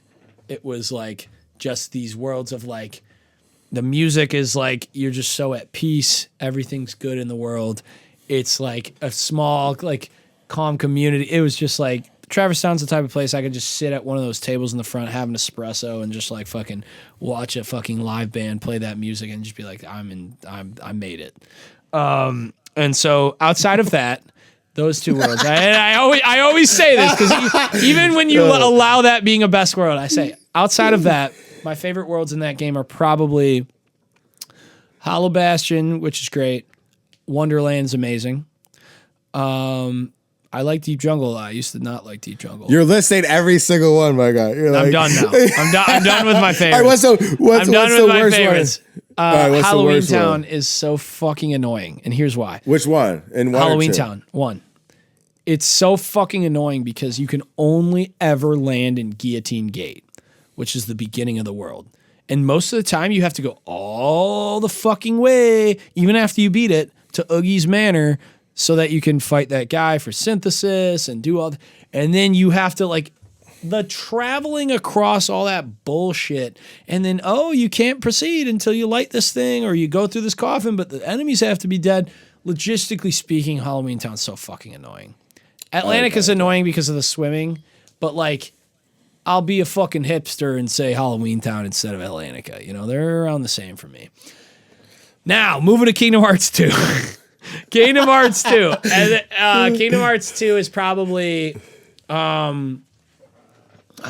Actually, you know what? While I think about Kingdom Hearts 2 and also actively listen, you tell me your Kingdom Hearts 1. Hollow Bastion's really dope, and Deep Jungle always is exciting to go there. I like the Clayton fight. Great one. Agrabah kind of pisses me off at the beginning of it. Yep. And sometimes Monstro too. I mean, they're all amazing. It's like there's not like Atlantica, like sometimes you skip. Yeah. Yeah. You could skip it completely, yeah. That's the thing about Kingdom Hearts 2 worst world is Atlantica for sure. Yeah, because it's just a singing world. But like I feel like you almost have to like say your worst world outside of that. Just because it's like... like, can I say 100 Acre Wood is like the worst in like all the games? Nah, that's a cop-out. That's a cop-out to me. That's a cop-out to me. That's a book. Yeah, I don't count it. It's a book. It's a book, yeah. I think you have to pick one besides 100 Acre Wood and Atlantica. Yeah. For 2? Yeah.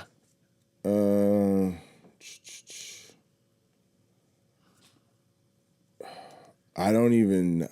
Right, because they're all like solid. It's like tough. Fucking like, amazing game. Yeah, the worlds are sick. That's like why we play them. Can you even say? Can you say the world that never was is your favorite world or no? Because like that would be what I would say. Because it's fucking. Yeah, you can. That world's massive, and the music's fucking.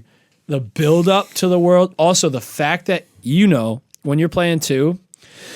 But well before you can get there, you see this like mass being created. You'll beat one world. There's a big cloud there. You beat another world. It starts sort of appearing, and then eventually you start seeing like this gigantic mass forming in the corner of your map, and you're like, as you're beating other worlds, you're like, what the fuck is that? And then eventually you get there, and it's like this massive. So.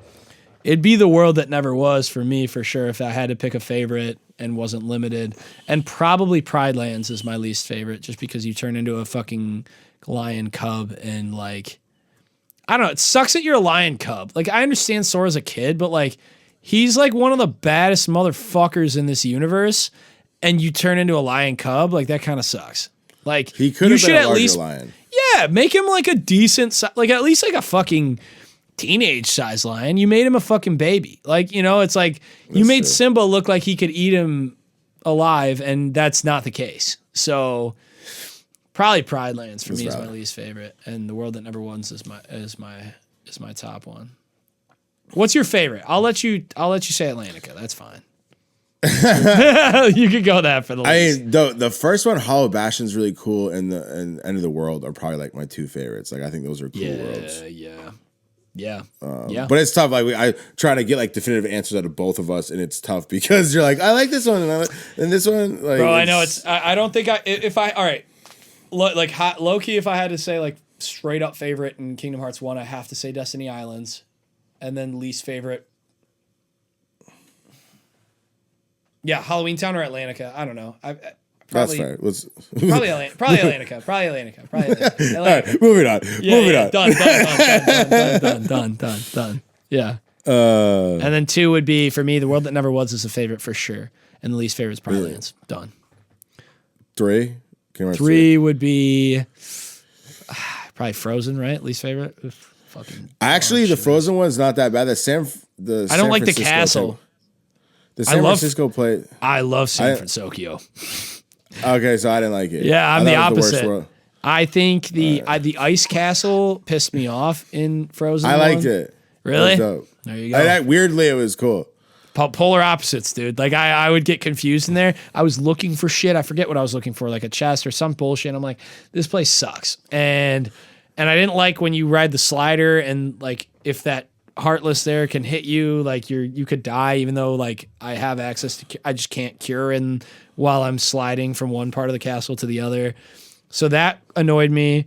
But I did like San Francisco, but there's no clear cut favorite for me in that one. Either it's probably, I guess, San Francisco, just because it's fun gliding around like a giant metropolis. There weren't a lot of good worlds in that one, to be honest. I feel like just like from a design standpoint and like that were like fun to navigate. So there's cool aspects, like Monsters Inc. had cool moments, like the Toy Story one was cool. But yeah, I mean, it's tough to. They were too big to me. They were too big, and they would get confusing from where you were and all this shit. Like, they were massive. There was 3 made less worlds, I felt like, and made them massive. And so it was just I feel like the sizes are appropriate. Okay. I thought they were decent. But that's okay. What all right, and finally, like Birth by Sleep, would you God, say, I kind of agreed with what you said. It was a good point about like all the worlds in that one are pretty hollow. They're like, they're not that interesting. I'm trying to think of the most interesting one. Like, honestly, I don't know. Like, they're not that good. And none of them are that good in Birth by Sleep. Like, fuck. I can't honestly, think of the ending was the coolest. Keyblade Graveyard. Yeah, I mean, the story in Birth by Sleep was what carried, you know? Like, the story just carried tremendously. It wasn't like... The gameplay was cool because the attacks that you could... From melding commands, like, there was a lot of cool attacks that you could do. But, like, the worlds themselves... they weren't really that... Like, maybe Neverland was the most interactive, but even that was, like, a gigantic... Like you said, it was lame. Yeah, it was kind of lame. All of them kind of were. What was your favorite, or what do you think the coolest Keyblades are? Like, give me like 1 or 2. Before you go to that though, shout out again to the Symphony World in Dream Drop Distance. That's one of my favorite worlds of all time because that was just how the music. Period. Like that fucking. I don't know any other world in Dream Drop Distance that I was like, oh yeah, fuck yeah. But the Symphony World was like that's something that was not done in any other Kingdom Hearts game world where they coded the music to your movements and there was no speech, I think. It was like you were silent, the enemies were silent, it was just all music. That was fucking sick to me. Shout out. Favorite Keyblades? Favorite Keyblades probably, the Ultimate Weapon. Two Become One, I think, was one in Chain of Memories just because I've been playing it now and I unlocked it and that's a pretty sick one. Roxas Keyblade. Mm-hmm. Yep. And then the Ultimate Weapon in 1. The Ultimate Weapon in Kingdom Hearts 1 is so dope, dude.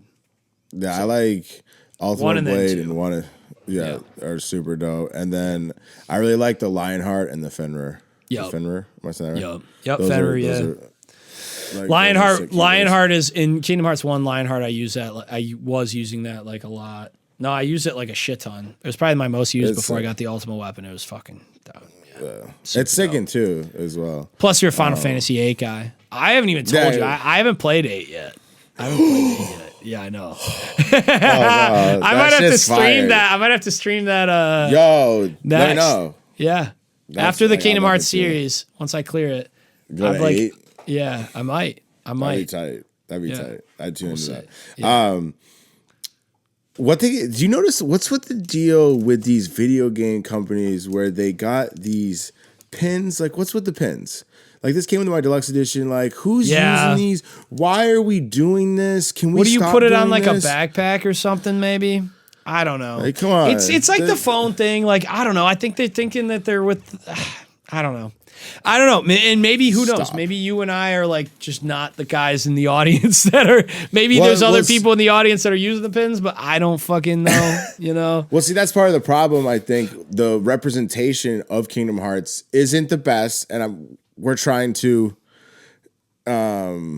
represent for everybody in this moment. I think, and I don't know. I don't think I'm speaking alone here with the pins. Those can go. No, I don't. I agree. I agree. Like.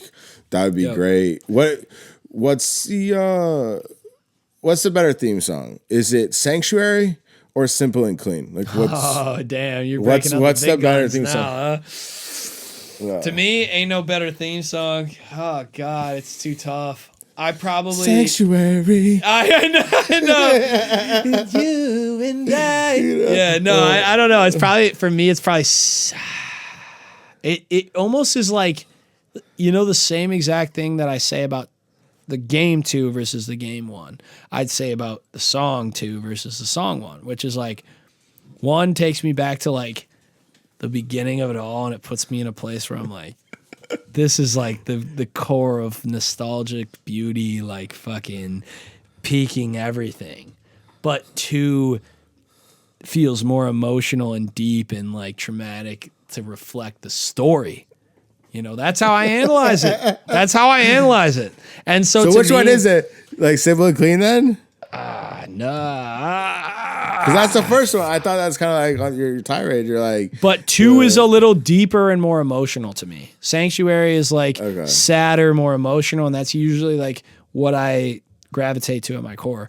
But 1 puts you in like the nostalgic whatever. So I probably put 2 ahead of 1, like Sanctuary ahead of Simple and Clean by a hair. Okay. They both are like bangers. I don't know. You put Simple and Clean probably. No, like, I don't know. Like sometimes they hit differently. Like I don't know. I think they're kind of equal. I know it's a cop out, but no. Like, I guess like Sanctuary. Yeah, you make me fucking answer it, and then you just say, "Yeah, hey, you got to give an answer." I do what the fuck I want. No, I agree though. I no, but that's genuinely my answer too.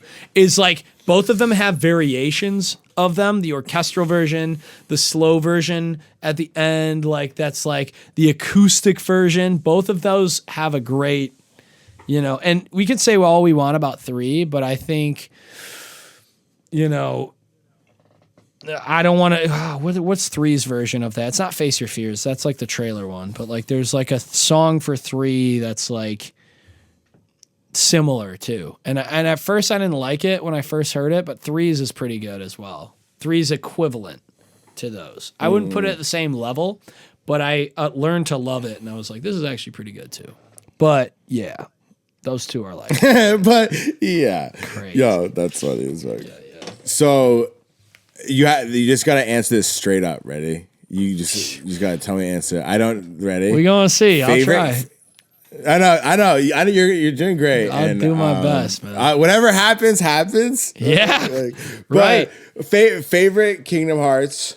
Just say it. Go. Favorite Kingdom Hearts? What game? 2. Done. Worst Kingdom Hearts title in the whole series. Probably Recoded. Non-digital, non-phone game. So what are you saying? What are my options then? Recoded was on a phone. It was on like a DS or some shit, right? I think Cody was on the phone. Hey, you thought I copped out? I ain't cop out. Wasn't it? You hit that with the phone shit. I know. I'm like, what system? No, I'm gonna check. Was it DS? I think so. Oh shit. Oh, wait a minute. It was. Kingdom Hearts. I think it was Nintendo DS, motherfucker. Yeah. I accept. Yeah. Because all right. Okay. I'll answer it if you want to remove that, but you got to give me the options, and then I'll put my lowest. No, that was a fair answer. I just fucked up. Yeah. You. What do you got? You got one, and then you got Kingdom Hearts. Favorite. Kingdom Hearts. Yeah, Kingdom Hearts 1 is my favorite title. I think it's the best. Yep. The worst.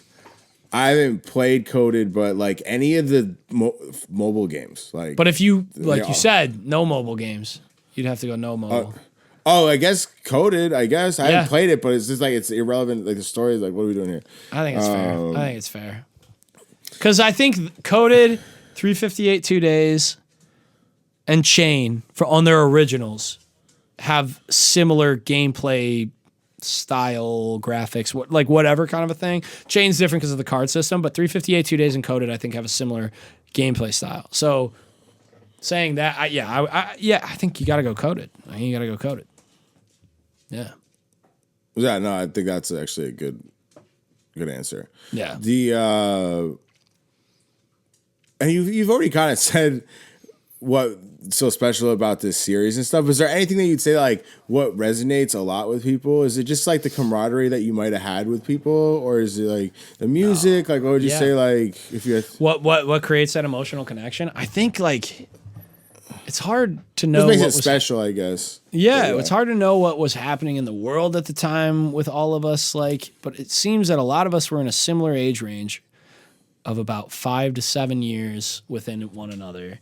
And like whatever was happening, this story, this Disney element maybe, but we all aren't also, all of us that love Kingdom Hearts aren't like the same as the people that like love Disney with an undying whatever. Like we are Kingdom Hearts people. And so I feel like the music for sure has tied a lot of people together and made people realize that like certain music affects them in certain ways and it just like resonates, and that's that. So that is a big element. The emotional connection that we created with the characters from that early age, from developmental ages, dude, like we were fucking anywhere from like a lot of people 8 to like 14 years old. And so like very developmental ages, like where you're creating these things and there was these serious themes. But Kingdom Hearts 1, like we talked about, did a great job of not getting like overly serious where it wasn't a kid's game, but like still serious within a kid's game realm. And so like it hit us all at a deep level. The music hit us all at a deep level. The just the idea of like friendship, connection, etc., without sounding fucking corny. Like again, as it toes the line of that sometimes. Like I think all of those elements, there's no other way that like we would all be allowing ourselves to get fucking pulled into goddamn DS mobile bullshit if it didn't connect at such a deep level. So I think there's this element of just like all of us have like been hit, whether it's by these common deep themes, the music that connects at a deep level. Everybody has different lives and they're dealing with different things, but I think these overarching themes, they like found something actually fucking golden within the thematic elements of this series that can connect to everybody. And so I think something with that has connected with everybody in a developmental age, and that makes everybody connected for good, So, and that's why you deal with bullshit. That's why. So no, I like that answer. Hey, stop doing that. I just threw the pin at the dog. No, I saw. Did you see me throw that? Oh, like, yeah. It like didn't disrupt her though. Like what I like. Do anything else? Like, hey, I'll make this is louder. Ready? That'll make her stop. That'll get it.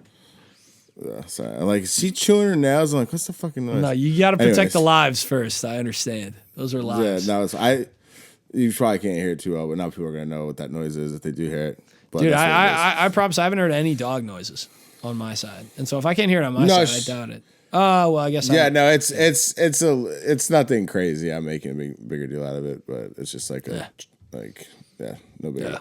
So just before we get to the end part of the show, I have this little segment that I started, and it's called This or That. And so what happens is I just say two things that would be like this or that, and you say which one it is. Okay.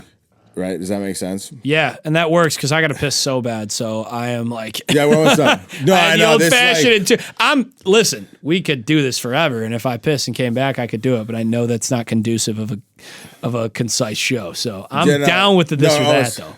Is this a quick reflex? I have to give you the answer like. Yes.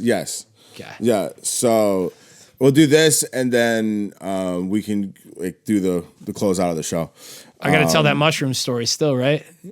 Oh, and the mushroom story. Yeah. So we'll do that. We'll do this or that real quick. So perfect. Run it. Okay. Ranch or blue cheese? Ranch. Beamer or Audi? Fuck. Beamer. I'm not one of either. Winter or summer? Summer. Money or sex? Money. Princess Leia or adult Hermione Granger? Fuck. Natalie Portman Leia, right? Isn't that Leia? Is that somebody else? Princess Leia? No, it's like Leia. Who was Natalie Portman in Star Wars? That's like Star Anakin's. Wars. Oh. Yeah, but it's different chick. Don't fuck that up. All right, we'll go Spyro or Crash Bandicoot? Spyro. Margarine or butter? Also, by the way, back to the other one. I'll go adult Hermione Granger because I don't fucking know Leia. Margarine or butter? Butter. X-Men or Avengers? Avengers. Mortal Kombat or Street Fighter? Combat. Blonde or brunette? Brunette. Alaska or Hawaii? Had to be right about that one. Hawaii. I got one. I tied up one, so I better say the right fucking hair color. Anyway, yeah, Hawaii. Superman or Batman? Batman. Alien or Predator? I don't really know this one as well, so I'll go with Predator. He seems like a dog. Marvel or DC? I know what I said, but Marvel. Rap or rock? Rap. Pool or lake? Lake. Billy Joel or Elton John? Elton John. Will Ferrell or Jim Carrey? Do I agree with that? Jim Carrey for sure on that one. Fuck. It might be Billy Joel. God damn. I said Elton John. Jim Carrey for sure. Done. Jim Carrey for sure. Downs or amputees? What?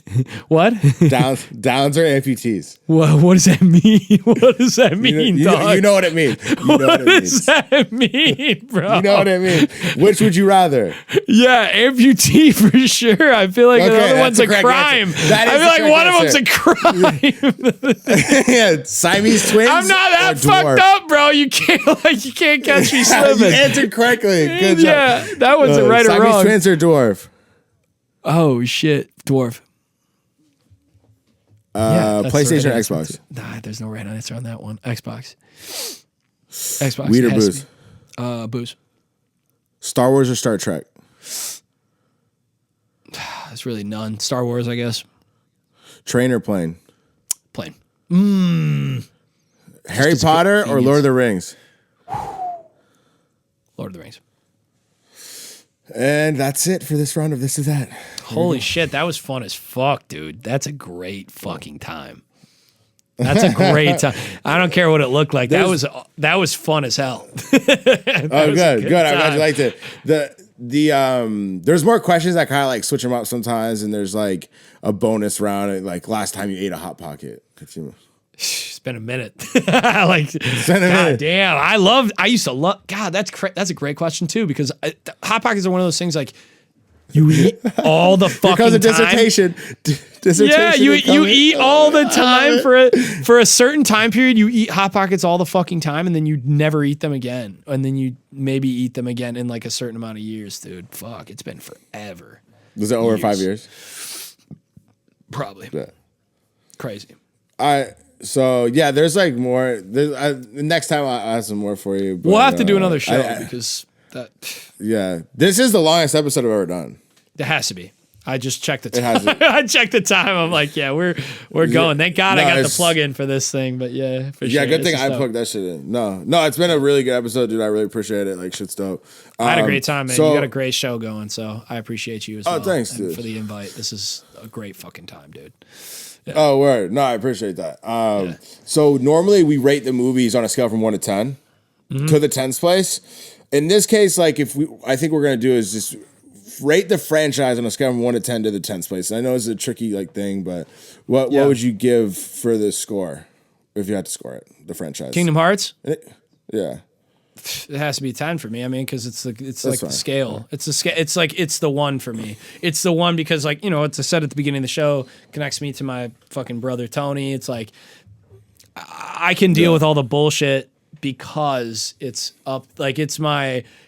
Even if certain stories are better, gameplays are better, games are made better after this. This is like, it's like grandfathered in. You know what I mean? No, I would agree. I think it's grandfathered in for me as well. And like, even though there's all this quirkiness, bad dialogue, and convoluted Sucks, story and but it's stuff, never gonna take away from Yeah. No, I feel that's like with all the imperfections, I would hit the franchise with a 10. And it's grandfathered in, like you said, because there's the nostalgia and all the other components that add to make that what it is. But they could fuck it up royally from here, and that would suck. They could. That would suck so much ass, and I'm not even gonna like act like it's not a potential, but it would still be a 10 for me because it's grandfathered in. It's that kind of a thing. You know what I mean? So no, that's fair. So do you want to tell the mushroom story and then I'll do the closeout? yeah, fuck yeah, let's run it. Okay, mushroom and then plugs and then I'll close out. And yeah, perfect. All right, so you were asking me before we were talking about it yesterday, and you didn't even ask me. I just brought it up because fucking we love the yap out here. Yeah, we were talking about mushrooms, and like one of my worst trips. I had an amazing trip.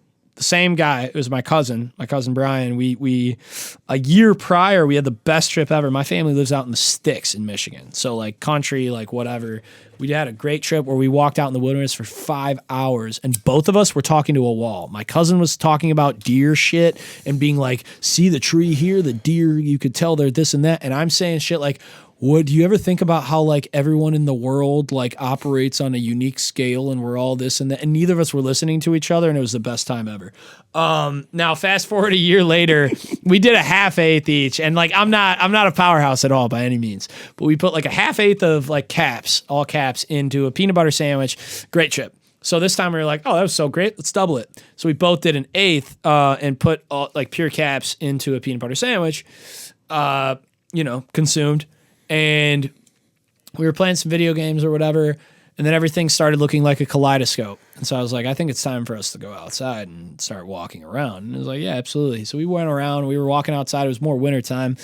And I swear to God, we're walking like out again in sticks. It's just like foresty kind of whatever. I'm laughing my ass off at trees, just trees, not that, trees don't talk. So it was trees, just laughing at fucking trees and this and that. We laying down looking at shit, and then made the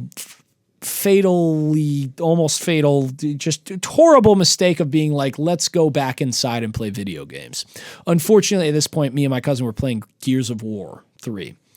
So we went back inside when I'm tripping hard as fuck and opened up Gears of War Horde mode. And at first I'm chilling. I'm like, I'm fucked up. I'm like looking at the waves in the water, and I'm you were flowing. I call it flowing. I was literally like, Gears of War is a very violent, as you know, game. Like I'm just looking at the environment, the waves going. I'm like, this is great. And then eventually the timer just goes to its point where it's like, doom, and wave 1 starts, and you hear the locust like sound, and I'm just like, and like the locusts are coming in, they're shooting me. I'm like, I'm fucking back. I'm freaking out, and I'm like, hey, I think it's time for me to take a nap. I just looked at my cousin. I'm like, I think it's time for me to take a nap, and he's like, all right, like cool, like. And I made the again horrible mistake when you're tripping like that and you try to go to sleep. You wake up like, I probably only had my eyes closed for a couple minutes. I wake up and I thought like a month passed. So I'm pacing around the couch, pacing. I tried it again. I thought maybe a year passed. I'm pacing. The dog's freaking out. I did it again. I went outside his back deck. Again, middle of nowhere, car parts and shit everywhere because, redneck shit. I look out in a moment. I look at half of a truck, things they're working on there. I had immediately developed the narrative in my head that I had got behind the wheel, fucked up, crashed into a family, killed the whole family, developed a brain injury myself. My family found me, and they felt the scenario for my life was to keep me drugged in my uncle's basement like Drew Barrymore fucking horror movie for 50 First Dates. And I was having one of those days where Drew Barrymore realizes she has the fucking brain injury. I'm freaking out there, freaking out thinking I'm having that day like, oh my God, I ruined my whole life. My cousin comes out because he just knows I'm freaking out. He's like, he's just 2 years older than me. I was probably like 21 at the time, maybe 20. He's 22. And he's like, yo, Louie, what's going on? And I go, just tell me I didn't kill anyone. That's all I said. Just tell me I didn't kill anyone. And he said probably the worst fucking thing he could have said to me, which was he put his arm around me. He goes, Louie, just look at the sky and everything will be all right. And I'm like, I killed that family. They're dead. I did it. Yeah. He 100% just confirmed my story. Like, I killed that family. I started freaking the fuck out, dude. I'm like, oh my God, I have a brain injury. I murdered that family. And my cousin, like, he's not the most like emotionally he's just like, all right, I'm tripping too. I can't deal with this. He just goes, he's like, yeah, I'm going to go out in the wilderness. He's like, I'm going to enjoy my trip. So he just left. Respect that. Yeah, honestly too, looking back, I'm like, yeah, just like, I'll be fine. I'm freaking out more and more. Eventually, I'm inside, I'm like, I need to just get out of the basement. They're pumping in some gas that makes me like drugged up, that makes me like deal with it. So I just have to get out. I go upstairs and there's like this kitchen where it's like no door, but like I see my uncle, the back of my uncle in the kitchen. His back is to me and I'm about to like walk all the way up and in there. And I look at him and I had a moment of clarity like, you can't talk to this motherfucker right now. I'm like, yo, you know what you did somewhere in your mind, you can't talk to this mother. I went right back to the basement. Probably no more than 15 minutes later, I started chilling out, petting the dog. I'm like, I'm just fucking tripping. I am tripping. But I'm telling you that fucking 30 to 45 minutes where I thought I murdered a family, scariest fucking shit of my life, dude. I thought I ruined my life and couldn't even remember the experience that like the decision that I made to ruin. Like it was fucking wild. That's the story in its entirety. That was, That's amazing. I love that's a great story. And I think it's hilarious that when you saw and were ready to approach your uncle, you were like, in your mind, you were like, even if I did kill that family, I'm not talking to him about it right now. This isn't the guy. Like, there's some part of me that was like, yo, don't approach him right now. Right at this moment, you are incapable of talking to him, dude. That's wild. That's funny as fuck. Like, plot twist, you did kill that family. It's just crazy that, like, but he's tripping too. He took an 8 too, and he's just like, everything's all right. Just look at the sky. But like in my head, I'm like, he's in on it, dude. He knows I killed that family. He just wants me to be as happy as possible with the damage I've done in this world. So dude, the internal dialogue on that is hysterical. Wild. Love that story. Thank you for sharing that story as well. Like anytime.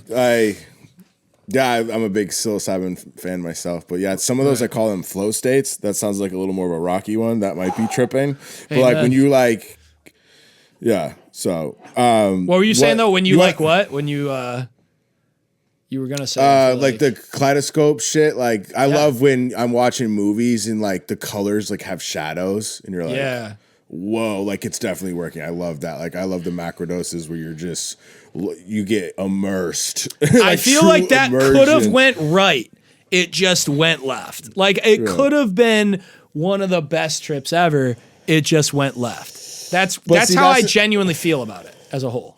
No, 100%. And the other thing too is like people take those experiences and they're like, that's how it is always. I don't like doing mushrooms, and it's like one of those things where those are like the moments you build off of, and the next time will probably be even more fun because you look at that as like it's like mental weightlifting. That was a big workout because you question everything, internalized all this shit. It's like something to build off of, and I think people misunderstand and misconstrue what some of those lessons or those moments can be for value for lessons, you know. And I think I can track the bad decisions. Like I never should have played Gears of War. I never should have been like, fuck, I need to take a nap. I can't handle this. Like I should have just like I should have went outside. I should have like I'm one with nature, dude. Like I could have fucking just like I was laughing at I was hysterically laughing, having a great fucking time with the trees outside. Like I could have spent the whole time on that trip that I prefaced, you know, at the beginning of it with, we were outside for 5 hours. As soon as it kicked in, we stopped playing Red Dead Redemption. We're like, let's go outside.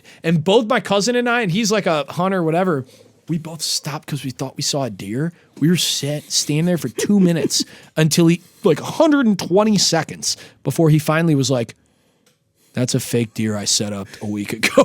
Because we thought we saw the head. We thought we saw the head like moving and shit. And we're like, holy fuck! Wait, stand. Yeah, that's so. It was a fake deer, like a full 2 minutes. It was a just fake like deer. That's some shit. Crazy. So that's like, hilarious. if I can track the bad decisions. If I would have like done this or that, I feel like it would have been a better time. For sure. Yeah, but there's takeaways in it, and it sounds like you've got some positive takeaways, and that's all I can do. But looking at a fake deer is fucking absolutely hilarious. Yeah, but I've done some shit like that. Like, and those moments are great. They're so pure 100%. Because you're like, dude, totally thought that was a deer, and you're like, I did too. Like the belief is so like it's like surging out of your mind. It's dope. Where this episode's been really cool, dude. I've been wanting to talk about this franchise for a long time, and we only just scratched the surface, believe it or not, in this fucking 4 hours or whatever we're at right now. Shit. But we might have to tap back in and break some more shit down. I appreciate all the insight, knowledge. It's been like a pleasure. Where can people? You want to plug some shit? Fuck yeah, dude. Yeah, no. I honestly, the game streaming shit has been awesome. My platform, my username, whatever, Lucas P1 everywhere. LOUKACZ P1 everywhere. So YouTube, Instagram, Twitch, TikTok, fucking Discord. You know, we got a Discord. If you are a massive Kingdom Hearts fan, fucking hop in that fucking Discord. We're talking about that shit. We're announcing live streams. We're like, you know, we're discussing shit that like is setting up the channel. And as you know, as you've been saying, like, and I've been happy to say too, it's like this channel has been growing a lot. Like I don't know what's gonna go what, but there's already been people like I've had one of the people in my Discord.